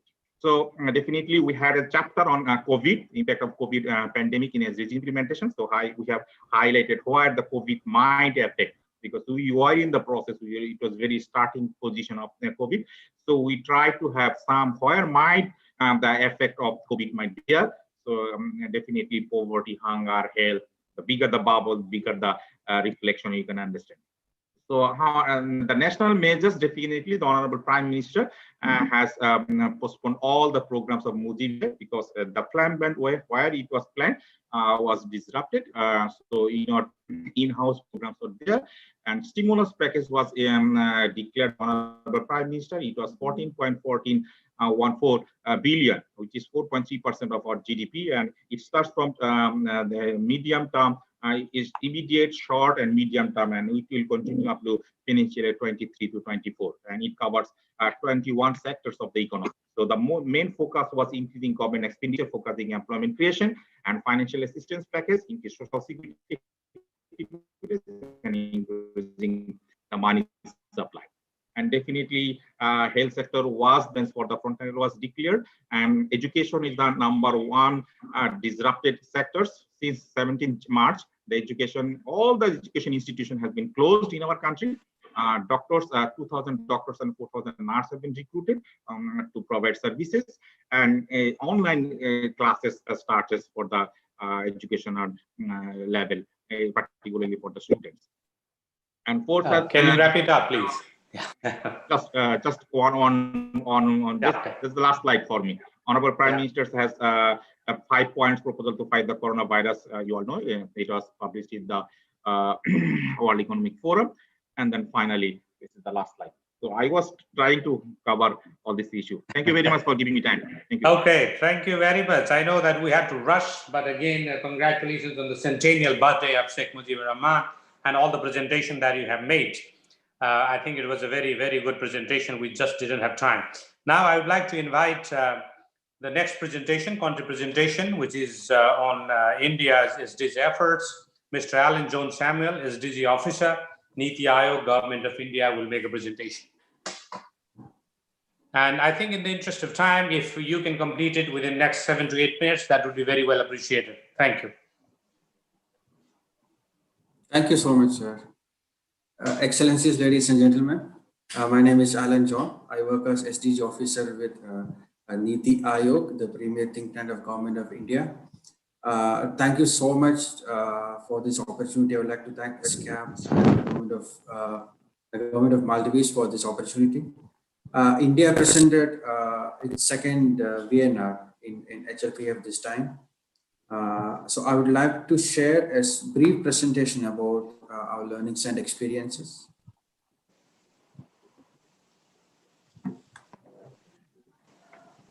Can everybody see this?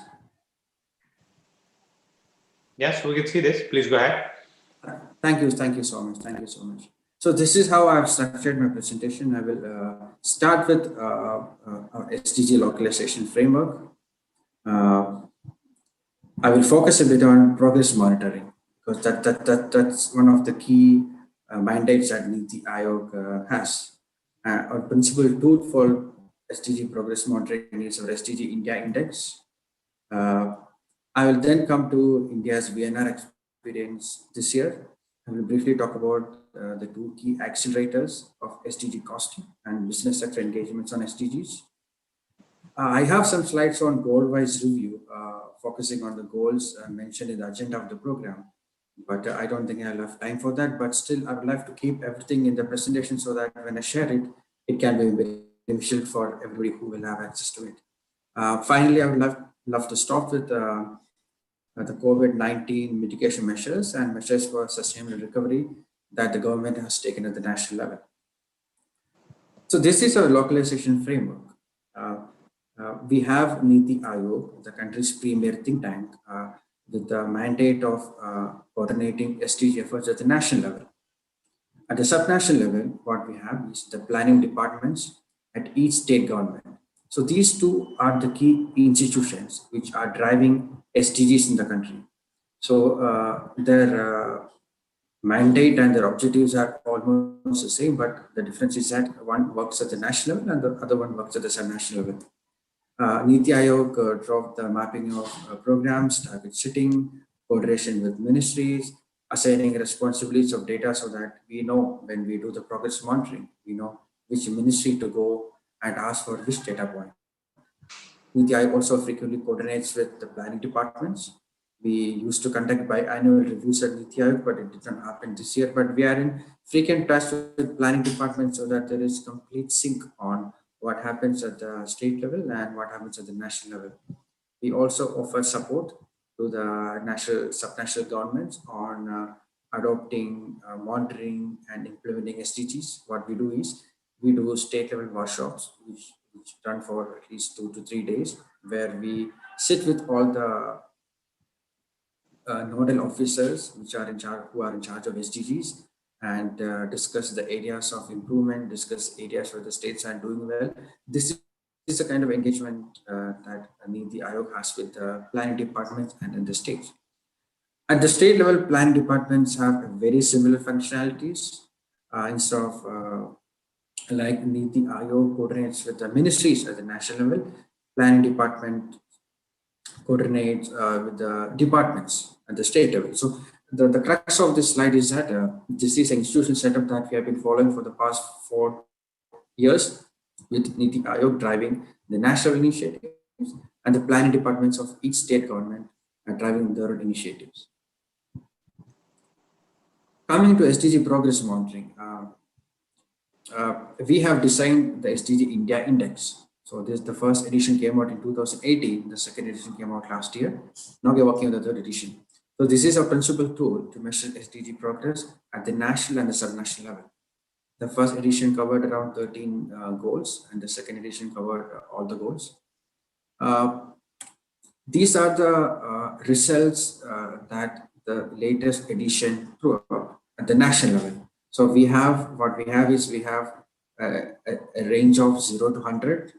Each state and each goal is marked on this scale. So this is for the country. These are not for the state. This is for the country where we stand currently. As it is evident, it's categorized into four categories.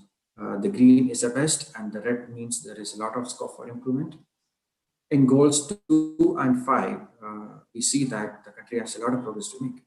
We have identified certain issues around goal 2, such as stunting, anemia, undernutrition, where we need to accelerate our progress. Similarly, in SDG 5, we have realized that we need to make accelerated progress in women's economic and political participation, and women's health, reproductive health, those kind of issues. If you look at goal 6 and 7, we are happy to say that we have achieved commendable progress in the past 2 years. The saturation of toilets in our villages has contributed a lot to the improvement in SDG 6. Also, there's almost the huge progress in offering LPG cylinders to the households has similarly contributed to the progress in goal 7. So this is at the country level, like I said, but we have similar graphs for all the states. So when we have structured engagement with the states, we present to them this graph, and when we have a discussion around them, these are the areas where this particular state needs to improve. These are the areas where you're doing well. These are the areas where you're not doing well. So we have a lot of analysis and engagement based on data analysis. This is how the states, the subnational regions of the country improved from 2018 to 2019. You can see that in the north, 3 large states, which have a combined population of about 300 million, improved from the score of less than 50 to more than 50. That's for the change in color. Similarly, if you look at the south, 4 states there and 1 state in the northeast has moved from yellow to green. So these are some of the regional areas where we have made some progress from 2018 to 2019. Coming to India's VNR, when we presented it this year, we undertook a whole of society approach. So we wanted to do something different and more collaborative this time compared to the first webinar in 2017. So what we did was that we engaged with 14 population groups. So we partnered with around 1,000 CSOs, the CSO networks and the UN organizations in the country. We identified 14 population groups which are facing multiple vulnerabilities. This include the children, farmers, the elderly, the people living with HIV, persons with disabilities. So we had structured, focused collaborations and consultations with these groups at the local level and at the national level. While the leading CSOs organize a consultation at the local level, Niti Aayog organized a consultation at the national level, and we have a chapter in our Vienna report on the learnings, on the experiences, on the stories that we have learned from the field, from these 14 population groups. So this is the first time that we have done such a huge consultative listening exercise, which we are sure that has added a lot of value to VNR. We are also in the process of documenting these experiences and stories formally. This we want to see it as only a starting point. We want to continue this kind of structured engagement with the population groups in the future also. Yeah, can you finish it in 2 minutes, please? Now, yeah, we have to wrap it up. Yeah, I can. So we have a lot of learnings from the consultation that we had.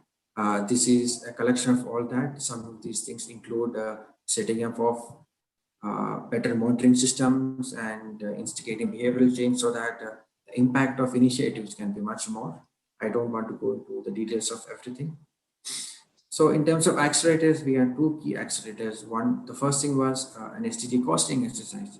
So we realized that while we have ambitious targets, it's very important to understand how much financial resources are required to meet these targets. So the first step, we did a costing exercise with the IMF and also in partnership with the Ministry of Finance in 5 areas: education, health, electricity, water, sanitation, and roads. This is still a work in progress. We are finalizing the report. So this is a first step that we plan to do in this direction. The second step would naturally be an SDG financing exercise where we try to find out from where the money can come. The business sector engagement, we had two key exercises. One where we work with UNDP to create an SDG investor map for India, where we identify SDG related investment opportunities, and with another private sector engagement where we develop an assessment matrix for business sector contribution. I have slides on each goal, which I don't think I have the time to go through now. I would like to come to the way forward slide where we have 6 items in which we have to take forward. The first would be the SDGs in cities. Now we have done SDG monitoring at the country level and at the state level.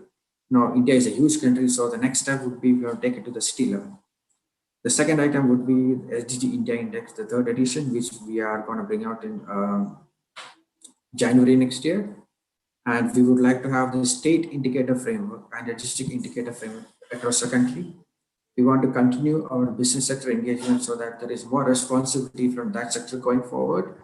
Plus, we want to work on improving the statistical systems and capacity building. I have just 2 more slides about the COVID recovery initiatives that we have been doing. We, in terms of system-wide measures, what the government did early in March was it formed 11 empowered groups consisting of officers, senior officers,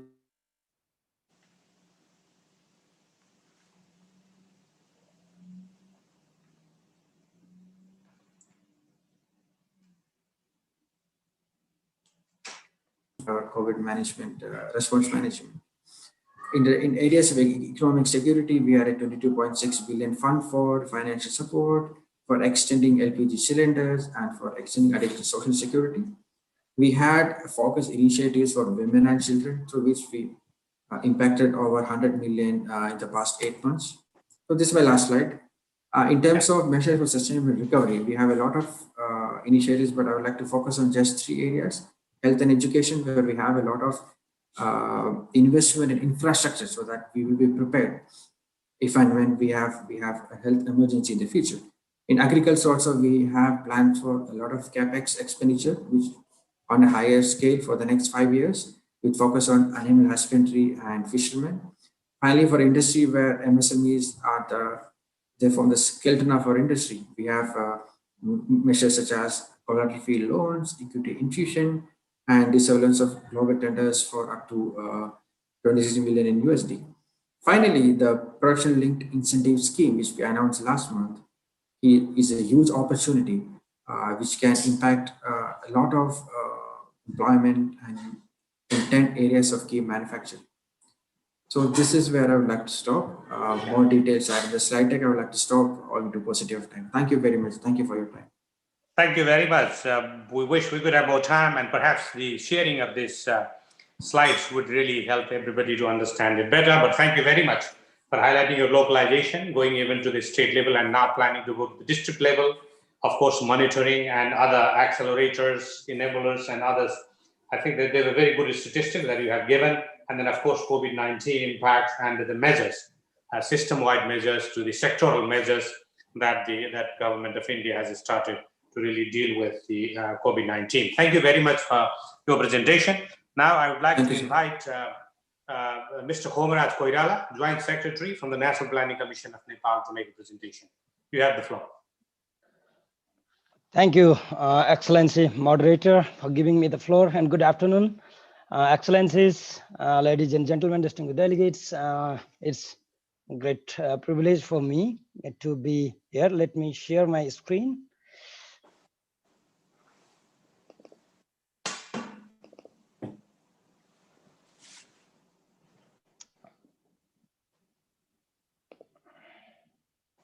Is it okay, sir? It is audible and visible? Yeah, we can hear you, but we can't see the slide yet. Yeah, we can see your computer. You have to open the slide. Yeah, I'm doing. Is it? It's not coming. Okay. Not coming.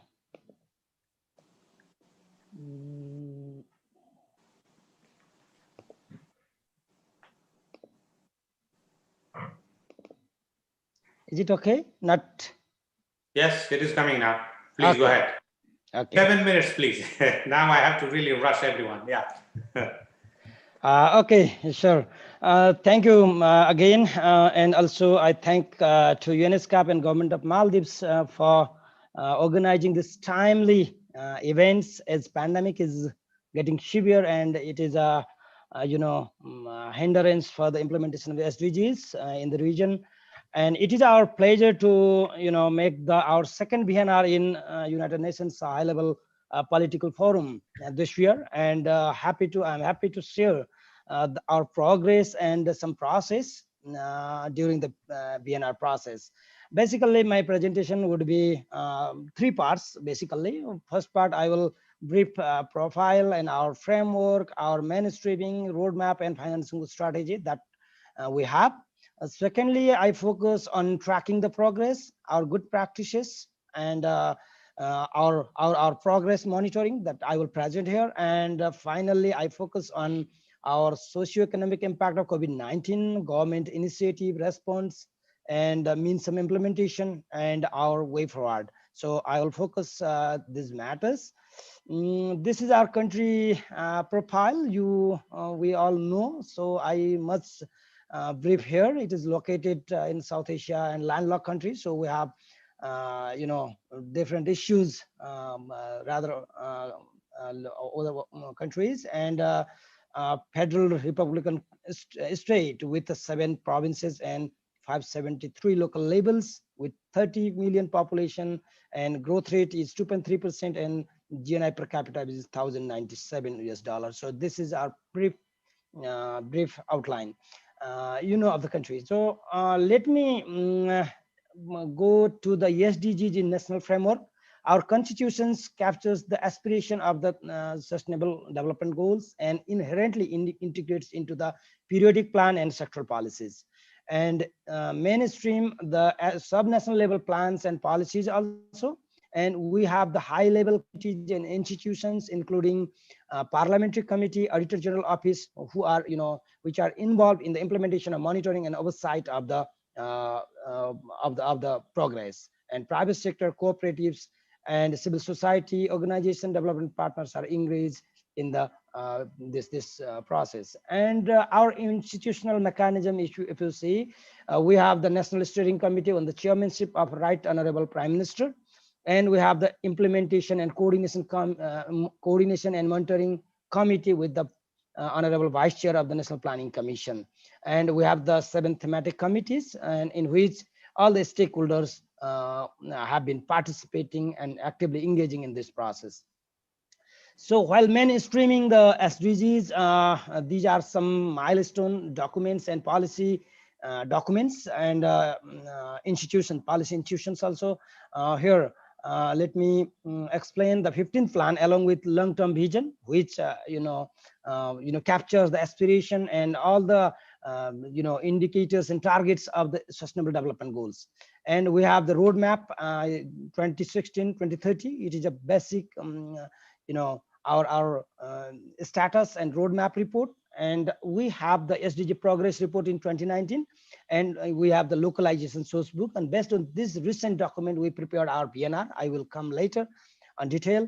And we prepared review of Sustainable Development Goals in this is BNR in 2017 and a second time in 2020. And SDG based monitoring evaluation guidelines we have. And in provincial and subnational level also we have the planning guidelines, and we have the need assessment, costing and financing strategy, which estimates about 20-25 billion Nepalese currency for annual average resource need. And we have UNDAP also aligned with this, and sectoral policies. This is our roadmap, and 479 indicators are here, and we excluding goal 14 being a landlocked country. As I mentioned, we have not we have been excluding the goal 14 indicators here. And financing requirement 20-25 billion annual average resource needs is estimated, and of which public sector covers about 54.7%, and private sector is estimated to expand about 36.6%, and cooperative and household about 4%, 4.5% around. They are estimated to be expand or finance through these sectors.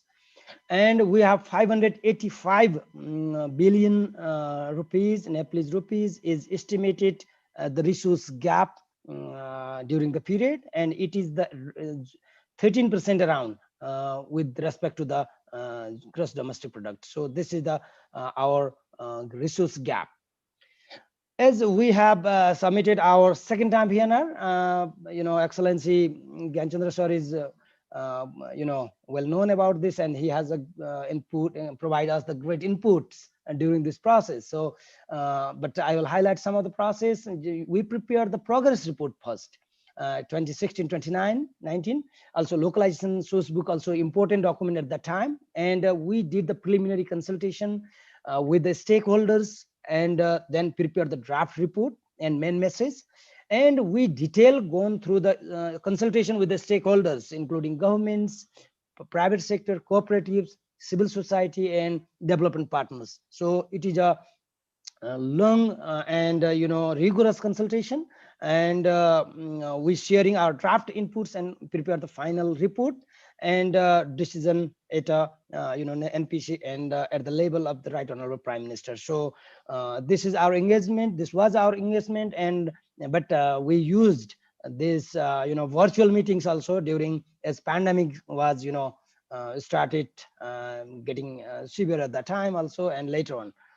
So leaving no one behind, on this principle, we adopted the equity-based principle and justice in the constitutions. So which is the aspiration of this SDG also, and enactment of the new laws and regulation based on the fundamental rights, and inclusive political and administrative system in 3 tiers of the government. If you see the gender-wise representation of female representation in national parliament, about 33.5%, and provincial 34.5%, and local level 40.95%, which is significant.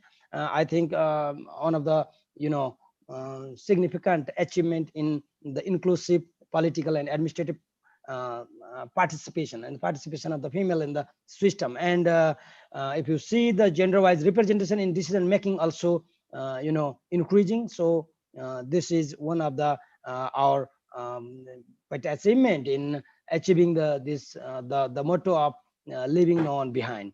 So we have 2 minutes, please. Can you wrap it up? Speed up. Yeah. Okay, let me just brief about poverty. Poverty is getting on track, but we have 16.7%, and zero hunger also 8.7%, and healthy lives. We are in track, but we have to work a lot. And if you go to the economic growth, it is hindered by the COVID, now 2.3%. And going to the inequality, it is 0.32 in Gini coefficient. And if you come up with the climate change, we have prepared about 68 local adaptation plan and partnership also. We are increasing our partnership for the sustainable development. So just I will highlight just issues. We have good practices and cooperative movements, sustainable energy, community forestry, and social protection. I do not, in the interest of time, I could not explain, but it is on the presentation. Let me slightly, show the status of COVID. I just right now also check the data. The COVID pandemic is getting severe. Total case, today's case is 233,000 right now, and infected is 633 per today's, and 1,529 deaths are, have been till now. So it is a severe situation in the country, and country is managing. So let me highlight some of the impacts and adverse impact on people's lives and socioeconomic condition. And women will and children are most affected, and tourism, transport, and manufacturing sector are the hard hit sector, and also the education, construction, trade, supplies are affected. That is why last year, if you see our growth rate was shrink to 2.3%. It is expected maybe even low in revised estimates, and production supply chain have been disrupted. So these are some of the impacts. And if you see the control and response, we have the high level committees in central level and provincial level and district level, and health institutions 700, 154, and 90,000. More than 90,000 health workers are engaging here, and government is using its resources in prevention, control, and treatment.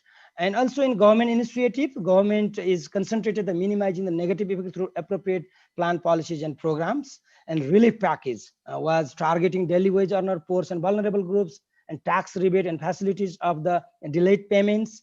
And NPC is conducting a comprehensive report, and we are going to launch its impact in more detail, and our appropriate mitigation measures and recovery framework is going to devise. And finally, means of implementation also, the resource mobilization is one of the crucial thing. I think the heat of the this pandemic is also spreading our gaps, resource gaps, and adoption of the cooperation and utilization of modern technologies, and capacity development, trade facilitation, and the stakeholder engagement in data management, and this monitoring system is another means of implementation in the process. Sudeshji also mentioned about this importance of means of implementation during his presentation. And finally, let me conclude with some way ahead. We have to work on the recovery from COVID-19 and resilience against the multiple vulnerabilities. The Planning Commission is working with its making the recovery strategy based on its research work, and we may do later on midterm review of the periodic plan and revise our targets as per the incident of this impact of the COVID. And another issue maybe health would be the prime issue. So easy, affordable vaccine and medicine would be the prime issue after overcoming getting the vaccine available. An integrated approach may need for the SDG implementation for build back better and getting the economic rebound as a high growth trajectory again we have to regain, and ensuring the environmental resilience and climate change. and further localization of SDGs and subnational level, and also engaging the multi-stakeholder partnership and even stronger global partnership would be, again, we need much to highlight, and strengthening the institutions, good governance, and statistical system is again we have to give emphasis in due course. So let me stop here. Yeah. Okay. Thank you very much. Thank you, Gauralaji. You had to rush, but I know that it was a very good presentation on not only on the mainstreaming efforts, the financial strategy, as well as COVID-19 impact, but also the way ahead. We will share the slides to all the member states through the ESCAP office. Now, I would like to invite other countries which are in South Asia, which have done their Vienna before, but they would be also reporting on the process of the SDG implementation, but also the impact of the COVID-19. I'd like to invite Mr. Moghadha Hasimi, Director General for Economic Policy, Minister of Economic of Afghanistan. You have the floor, sir. Ambassador Acharya, may I just intervene for a moment? Actually, I just got a message from Mr. Hashmi, the DG of Economic Policy from the Ministry of Economy, Afghanistan. He just stated that he's facing some internet connectivity problem. He's coming off and on. So maybe we can skip to the next speaker. But for the next speaker also, from a representative from the Islamic Republic of Iran is also not there. So maybe we can first take on Maldives, and I will keep you informed as and when the delegation of Afghanistan is connected. So all right. Thank you very much. Thank you. Then I would like to invite the distinguished representative of Maldives, Ms. Aisat Saad, Deputy Director General, National Planning and SDG Coordination Division, Ministry of National Planning, Housing and Infrastructure of the Maldives. We have the floor, madam. Thank you very much. Can you hear me? Yeah, sure. Please go ahead. Yeah, I'm just sharing my screen. Yeah, we I'll can keep see it very brief. I'll keep it very brief. Good afternoon, ladies and gentlemen. Firstly, I would look at the overall performance of SDGs in Maldives. So looking at the current score, we are just par with the regional score, just a little bit higher. And we are classified among the fast risers. And we are hoping that we would be making the progress that we were bound to before the COVID, and we would be able to maintain the momentum. And Maldives was positioned at 91 out of the 166 global SDG ranking. Looking at the dashboard, the only goals that we have achieved so far is goal 7. But there is a lot of work to be done on the aspect of affordability and clean energy. We have been able to achieve access to a reliable energy for all, but the clean energy and the affordability is something that we still need to work on. And the assessment shows that the Maldives is rank.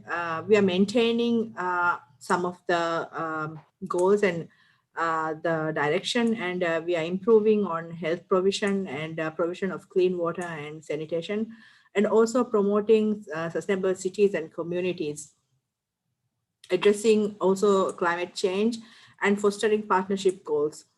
More work is required for all remaining goals, particularly goal 15, that we are seeing a negative trend being reported. And we have 2 goals that due to lack of data, we are not able to be reporting. And looking at the performance, we can see that we have achieved significant achievements in the area of poverty. However, we have to be mindful that 20% of the population is still multidimensionally poor, and we have conducted our multidimensionally poor assessment, and this is what the report is also saying. And the poor children are more vulnerable to be in this category. Also, we have had 98% of the households access to clean water and sanitation. So that this is more of in the urban area. So we still have some areas that we need to be working in the rural areas to provide access, and the government is having a focused project rolling out water and sanitation programs across the country. And on social protection mechanisms, especially the universal healthcare that we have, played a vital role during the pandemic, and it helped expedite the services that we need to be providing to the people. And we were able to extend the universal healthcare program to tourists and the many migrant workers that was resident in the country. So that really helped people access healthcare testing and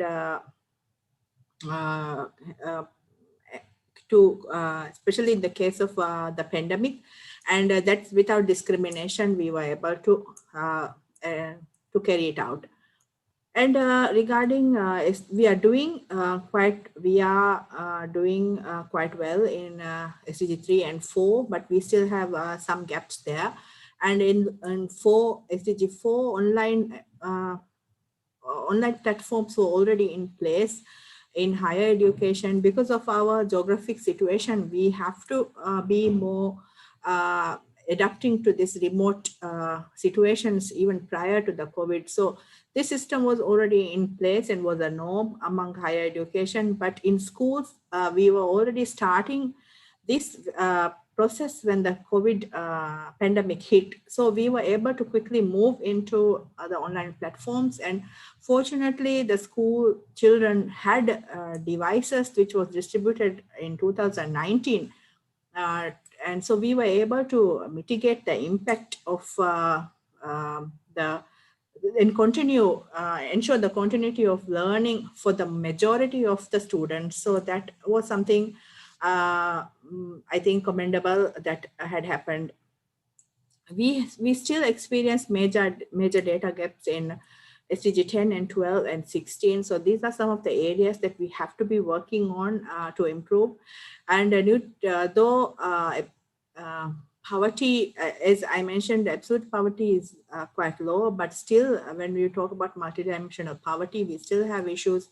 And also on the SDG 2, we have issues of nutrition and food security within the country. And these are some of the challenges that we face and have been facing for some time. And regression in gender equity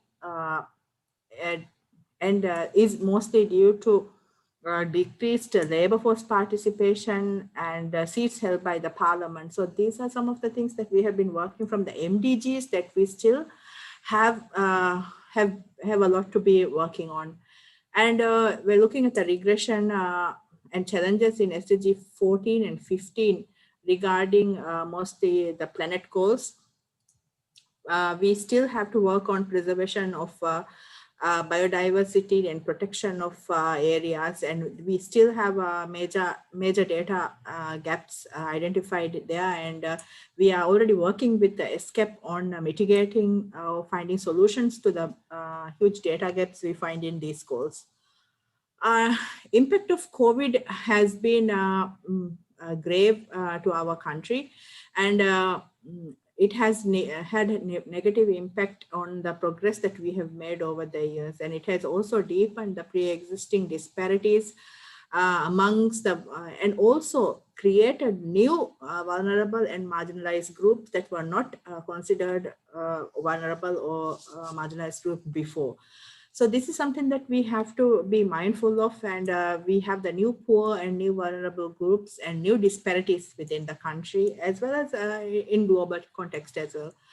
Learning this, the pandemic had a higher impact on women, both income-wise and also increase in the domestic burden, and also increase the abuse cases among the women as well. And many of it was, when it comes to income loss, it was women and youth who were mostly affected in our country. and 90% of the food being imported, we have a high crucial issue of food security. And we have had issues where non-COVID patients had issues of accessing health facilities. And the fiscal space has been narrowed drastically through loss of revenue and increased public spending, which we had to reprioritize our priorities within the government, and we have also developed a national program for after reassessing our priorities and how we are going to be carrying out the national programs for the next 2-3 years. Taking SDGs in the new normal would be a bit of a challenge for all of us, and mainstreaming the prioritized SDGs into all development planning process, including local development planning, is something we are mindful of. And also, as I mentioned, National Resilient and Recovery Plan, which has been which is a reprioritized initiative focusing to diversify our economy, job creation, and reintegration of the redundant workforce into the labor force, and also focus on MSAs and financial stimulus for the businesses, and build on the existing social protection mechanisms we already have, including the Universal Healthcare Program, and reinforcing the online platforms that may and the many digital initiatives that has come up, which the government put in effort to not to stop any social or the services that were being offered to the public. And also strengthening on decentralization and empowering local governments is something that we will be focusing on as well. And the key, one of the key tasks that we are looking into is a greater mobility and easier access to public services and social economic services through ICT and better public transport networks that we are looking into strengthen and establish. And data management and strengthen the reporting of SDGs is something that we still have to work on. And fostering meaningful and transformational partnerships is crucial both at the local level and the sub-national level, and also regional and global level. And financing for development is crucial to address the adverse effects and to keep the momentum going. And I think that this would be very similar to other countries as well. And the impact of COVID has had an impact on our fiscal structure. And alternative means of financing need to be sourced, and realization of the pledges and pledged commitments is very crucial to maintain the momentum and to revert back to the pre-COVID or build back better. More regional cooperation is envisioned in the area of knowledge sharing, especially in the area of new technology research and collaboration. Today, we talked about such many initiatives earlier as well.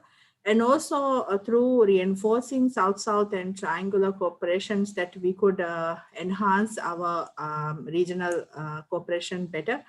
And also trade initiatives like we have established some travel bubbles with India, and also trade routes, and also tax incentives is something, some of the areas that we could be working on in the region. And that would be all. And thank you very much. I've kept it very brief.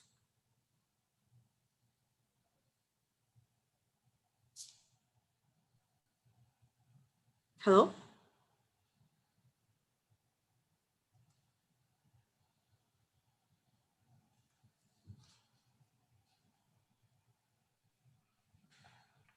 Ambassador, you have muted yourself, so you need to unmute. Sorry. Yeah, thank you very much. And I think it was very useful to have this status of SDGs in Maldives, including the SDG in the new normal, and the fiscal stimulus that is required, but also the fiscal space which is limited, and the impact on the youth and the women. That was very important, and we will definitely circulate like others to all the member states at a later stage. Now, I would like to invite Sri Lanka, Madam Shamindra Saparamadu, Director General, Sustainable Development Council of Sri Lanka. You have the floor, Madam.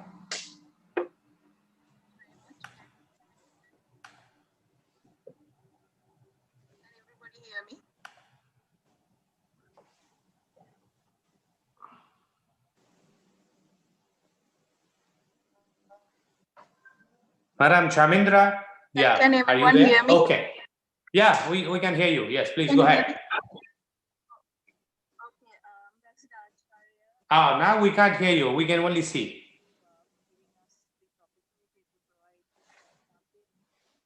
Excuse me.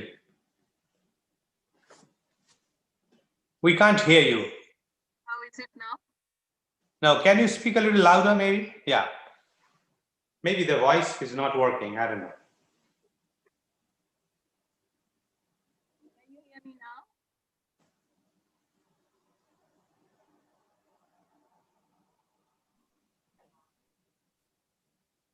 Hello? Can you hear me Yes. now? Now, yeah, maybe closer it is better. Yeah. Can you? Yeah. Yes. Okay. So thank you for giving us the opportunity to provide an update on our efforts on to recover from COVID-19 and progress towards SDGs. We welcome this forum, signifying the importance of dialogue and partnership between stakeholders in the region based on the experiences and lessons learned to inform relevant regional and global processes. Sri Lanka has set its own national development targets driven by the global level of ambition, but taking into account the national context, priorities, and circumstances.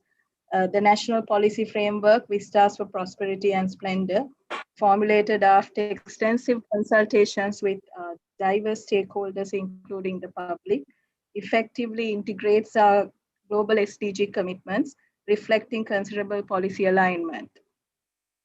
The government has also restructured the cabinet ministries to achieve the SDGs by 2030 and looking towards further strengthening the institutional coordination mechanism for improved horizontal and vertical coordination in planning, implementation, and monitoring. Lack of data on SDG indicators remains one of the most pressing challenges. The Sustainable Development Council, together with the Department of Census and Statistics, is in the process of strengthening the statistical capacities of the national institutions. The SDG portal that was launched by the Council is an integrated reporting mechanism promoting a whole of government approach to data collection, management, and sharing. The socioeconomic impacts of COVID-19 will be the greatest challenge for Sri Lanka in achieving progress towards SDGs. The funding gap for SDGs that is currently estimated to be between $2 to $4 billion per year by the United Nations is likely to be further widened due to the contraction of the economy consequent to the pandemic. We have made remarkable progress in controlling the spread of the pandemic through strict implementation of health and social distancing regulations, quarantine procedures, testing, and treatments, recording a very low death rate of 0.45% and a high recovery rate. While the government has taken every possible means to ensure a sustainable and resilient recovery from the pandemic, its impacts are likely to reverse some of the important gains achieved by Sri Lanka towards attaining sustainable development. Sri Lanka managed to reduce the poverty headcount ratio to 4.1% by 2016. However, the downturn in economic sectors such as tourism, apparels, and the SMEs, and the shrinking of overseas labor markets that generated millions of employment opportunities to our people are likely to have severe negative consequences, causing economic insecurities. The strict application of our labor regulations provided security against excessive staff retrenchment and ensured minimum wages during the lockdown period. Over 6 million affected and vulnerable families have been granted a host of financial and material benefits, which greatly assisted them in coping with the economic shocks during the emergency period.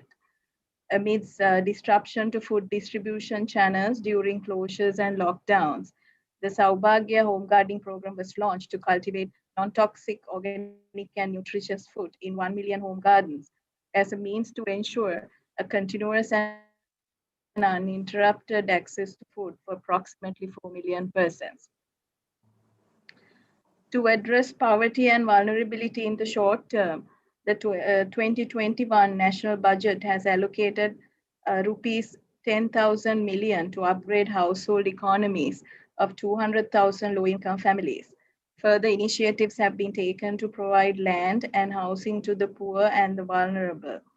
Programs have been initiated to provide 20,000 acres of freehold land to landless families and to construct 38,000 houses for low-income families in the urban, rural, and the estate sectors. Our challenge now is to revitalize the economy, improve our growth rates, and generate employment opportunities whilst maintaining the ecological balances. The support extended to businesses through low-interest credit facilities, moratoriums on loan repayments, as well as tax exemptions have contributed to maintaining business resilience during the emergency period. The pandemic has given us a renewed opportunity to look inwards and increase domestic production to meet most of our consumption requirements, as well as to reorient Sri Lanka towards an export economy. This will help Sri Lanka bridge its budget deficit by boosting our export earnings. The 2021 national budget contains extensive proposals to provide tax concessions to agriculture, fisheries, livestock, and manufacturing and construction sectors, aiming at boosting domestic production and developing internationally competitive industries. A strong emphasis has been placed in attracting foreign direct investments via tax incentives and a strengthened regulatory framework. We believe that these measures would help Sri Lanka achieve the desired GDP growth rate of 6% by 2021. The government has also taken special endeavors to induce household and business transition towards improved waste management practices and renewable energy usage. The 2021 national budget has banned the usage of single-use polythene and plastics with effect from 1st January and has offered tax incentives promoting business integration of recycling practices. Furthermore, the budget proposes tax exemptions for renewable energy usage for both businesses and households, with an aim of achieving 70% of our energy supply to be sourced from renewable energy by 2023. Achieving SDG targets, particularly in the context of COVID-19, requires mutual cooperation and partnerships among all stakeholders. The government has been able to mobilize domestic resources through private sector and public contributions towards COVID-19 mitigation and recovery efforts. The Itukama COVID-19 Healthcare and Social Security Fund was established mainly with the contributions of the private businesses and the public through a crowdsourcing funding modality. In addition, several private sector companies have come forward in supporting the essential COVID-19 treatment facilities and quarantine centers. Based on a non-aligned foreign policy, Sri Lanka has engaged with all our external partners and the United Nations and allied agencies for technical as well as financial cooperation. The government of India, China, the United Nations, World Bank, and the Asian Development Bank have supported us in our immediate recovery needs, as well in short-term financial support, rural development, and infrastructure development, among others.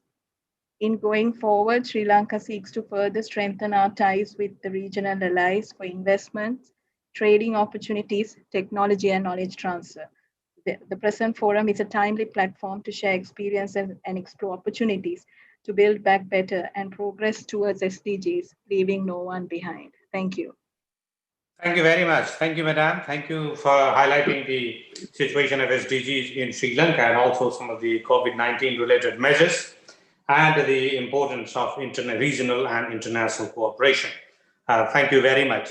Now, I would like to, we have almost exhausted the list of the countries which are making presentation. Do we have any information about Afghanistan or other countries, Dr. Sudesh Ratna? Dr. Rajan Ratna? No, we have none from the countries. I think he is still struggling with that. But so we in have that case, CSO representative to speak.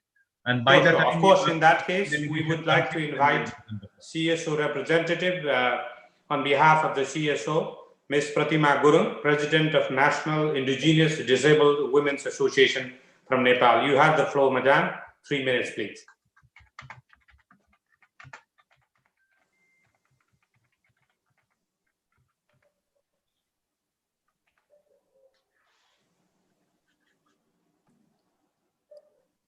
Thank you, sir. Yes. Thank you. I'm Pratima Gurung from Nepal, speaking on behalf of CSOs of South Asia. On the behalf of CSOs of South Asia, we would like to express gratitude to the different governments in South Asia for submitting and commitment for the Vienna report for the next year. However, the COVID-19 pandemic has disrupted efforts to achieve the 2030 agenda for the sustainable development in the preparatory and the implementation of the SDGs at the regional, national, and local level. The pandemic has further deepened the pre-existing inequalities and exposed the gaps in our system. Civic space continues to shrink. Increased intolerance, inequality, increased violence against women and marginalized groups, including civil society organizations, have been harassed and even forced to shut down. The pandemic threatens the reverse years of progress on poverty, hunger, health care, education, employment, and our dilemma status in our region. During this period of crisis, timely implementations and achieving the SDG goal number 1, 2, 3, 8, 10, 12, 13, 16, and 17 remains challenges on the one hand, and the monitoring and the follow-up and the review process have to be proved critical in understanding, managing, mitigating the human, social, economic impacts of the outbreak. There is still a huge gap of reaching the furthest far and implementing, leaving no one behind at the grassroots level. So we call for the actions to dedicate targeted spending on the regional, national level, focusing on health, social, economic, mental health measures, including sustainable local measures, is for the needs on the ground, and also embrace of fragility, conflict, violence lens across all response and recovery strategies. We would also like to prioritize gender-based interventions and prevention strategies at the national level, the response plan, recovery packages, and budgeting of the resources, and engage local government, stakeholders, right holders, CSOs, and multi-stakeholders engagement and partners who can directly influence the COVID-19 response and promote affirmative actions, behavior, perceptions for peace, security, and stability. We would also like to enforce emergency measures in a fair, just, and proportionate manner to make people our partner at all levels. We would like to highlight to ensure the implementation of the SDG at the local level and target people-centered data and evidence to understand, design, and implement solutions for the current and emerging challenges, and invest in the intersectional and disaggregated data by caste, ethnicity, gender, and disability. We would also reiterate to build equal and inclusive society for forging a new social contract rooted in rebuilding trust in public and private institutions. Ultimately, at the last, we would like to highlight and also request all the government, including all the relevant stakeholders, that leaving no one behind by adopting a twin-track approach, an integrated approach with inclusive, holistic, cultural, comprehensive, and design accountable and transparent fiscal policy to build back better. I thank you for listening me. Thank you. Thank you very much. Thank you, Madam. Thank you for highlighting some of the major issues, including, of course, the fundamental principle of SDGs, making gender-based policies, emergency measures, focusing on the people, local level, people-centered programs, intersectionality, and many of the issues that you have really highlighted. I'm sure that that has also contributed to have a CSO perspective on the SDGs. I thank you. Now, I think we have, in terms of the country presentation, as well as other presentations, we have concluded the presentation of all the participants. We have a number of issues that you can read in the chat box. I think you have almost many of the participants might have already seen in the chat box some of the issues that has been raised. Perhaps I will just, if you want to take up some of those issues that has been raised there, that would be, that I would very much appreciate it. But again, it could be only for 1 or 2 minutes. by those who really want to take up those posts, those issues. Some of the issues that came up there, perhaps you can really look at how the coordination mechanism of the regional level and the sub-regional level coordination could be really strengthened to reduce poverty, inequality, and climate change was also taken up there. There is also issue of national level indicators for goal 16 that was also brought up over there. There is a data issue. There is also disaster response, especially multiple risk analysis that the ESCAP has also come out with.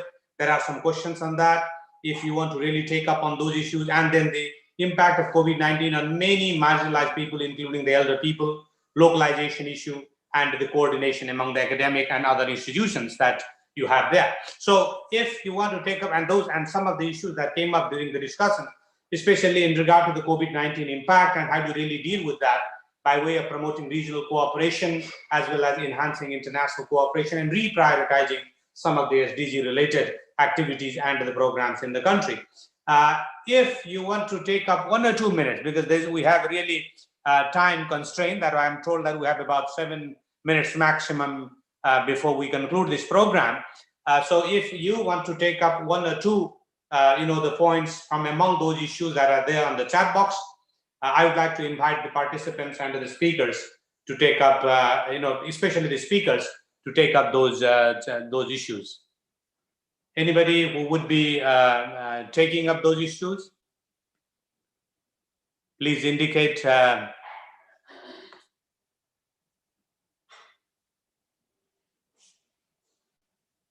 It looks like that we have had a very good discussion. It was a long session. I know that we started from the very important high-level interventions in the beginning. Before I give the floor back to Dr. Ratna, I just would like to say, first of all, I'd like to thank all the panelists for their excellent presentation. I apologize again for the time constraint that we have had, and sometimes because of the interruption, we also lose a couple of minutes and so. But again, I think looking at the quality of the presentation and the depth with which we have prepared and presented your presentation, it shows that a couple of issues that has really come out very strongly that I would like to really focus on. South Asia as a whole has made good progress on SDGs going forward. But again, there are certain areas in which the progress is either minimal or there is not much of a progress. And those relate to especially the climate change, again, the consumption patterns, and again, inequality related issues, and again, the quality of the programs and the intervention going really down to the people, especially those who are marginalized. I think these are very general, the issues which cut across the countries in the region despite being small or big. But there are also some countries which have a particular capacity related constraints as well as the financial constraints, and their dependence on international cooperation is much higher, which is not the same across the board among all the countries. But again, those countries which are really facing the financial and the capacity constraints, especially now after COVID-19, has to be really looked at by the international community and the regional cooperation. There is a need for enhancement of more cooperation. Regional cooperation can come forward in terms of sharing the best practices, in terms of really taking forward those areas in which there has been already some progress in terms of the collaboration. And those issues that came up, especially in climate change, poverty-related program, I think we really can learn from each other because of the similarity of the situation among all the countries. Structural transformation is a very important issue for all the countries, especially at a time like this and the supply chain disruptions, how we can really reinforce each other's, the trade and the investment in each countries can be really very important going forward. And I'm sure that when you look at the SDGs, intersectionality is a very, very big challenge across the board. You have people with multiple vulnerabilities, people with multiple marginalization. How to really bridge those gaps? What are the interventions that we are really looking at? And how do we really ensure that even in times of COVID-19, the integrated approach is not really lost?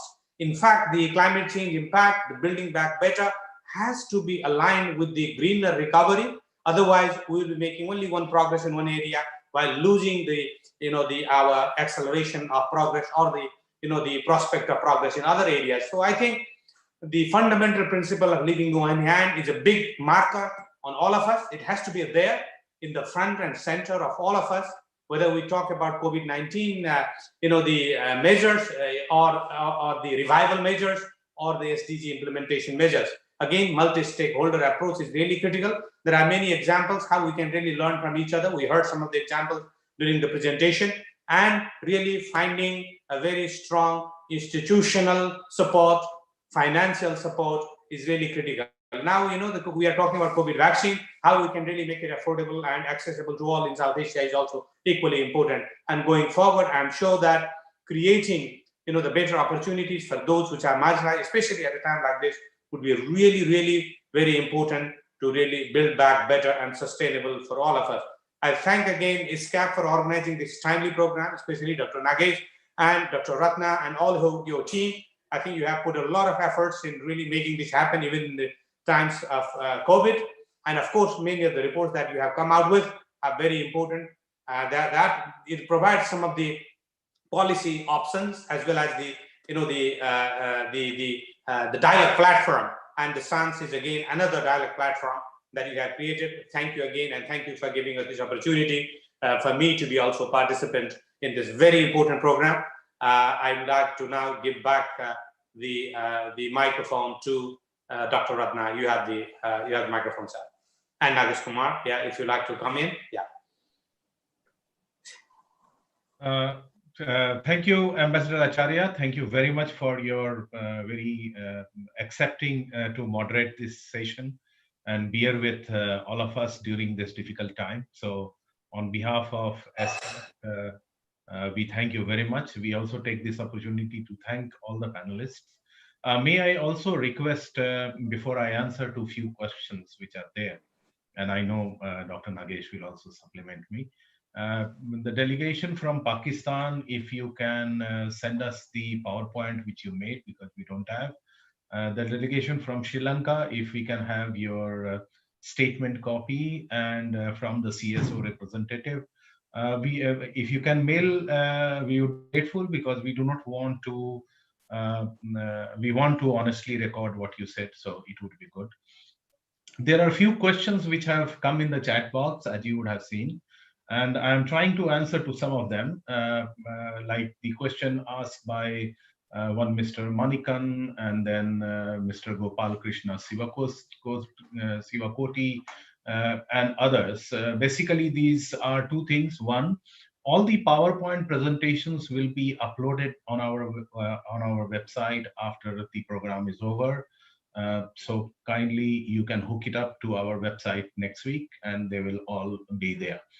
The second is, many of you have asked certain questions, and some of you have suggested about a network and regional collaboration. That is what is the intention of SANS. Please visit our website. There are some CSOs who have explained that some of the good practices they are following. We would be happy to upload your such experiences on our website, because the intention of SANS is to collaborate and disseminate good practices, and which are replicable, easy to be followed. So please visit our website. We have given all our details, our contact details, so you can write it to us. Two things on the sub-regional cooperation or regional cooperation and some of the issues relating to COVID. Please visit our website. We have a lot of reports which even I have shown on our PowerPoint presentations. You will get some of the answers to your questions, hopefully. We are also collecting your questions, and if during 2 days we find that that requires a very specific and targeted answer, we have your emails because you have registered, and we'll respond to you individually. One logistics note, some of you who have hooked up today will also be perhaps liking to hook up tomorrow. Please note one thing. The link to join tomorrow is different than today. So by mistake, do not try to link it with the link of today. You will receive again tomorrow morning a new link and email, which will be coming from ESCAP, SRO, SSWA. For all the panelists and the speakers and the moderators, I am going to send a calendar invite for tomorrow's meeting separately by tonight. and you will get it. So please be mindful that tomorrow you need to hook up with a different link. And that is all I wanted to say. Over to you, Dr. Nagesh. Thank you, Excellency Ambassador Gyan Acharya. I think you have done a wonderful job of not only conducting this session very well, but also summarizing the key highlights coming out of this. And this, of course, was the very challenging job, managing so many speakers. And I know that you are really good at doing this, so we keep bothering you again and again. Thank you very much. And I want to thank every presenter for this session. It was very rich discussion, and we will be, of course, putting together the summaries of all of these presentations, which will be going to as sub-regional input to APFSD. Thank you very much. And we'll look forward to seeing you on this tomorrow. Yeah, okay. Thank you and goodbye. Bye-bye. Bye-bye.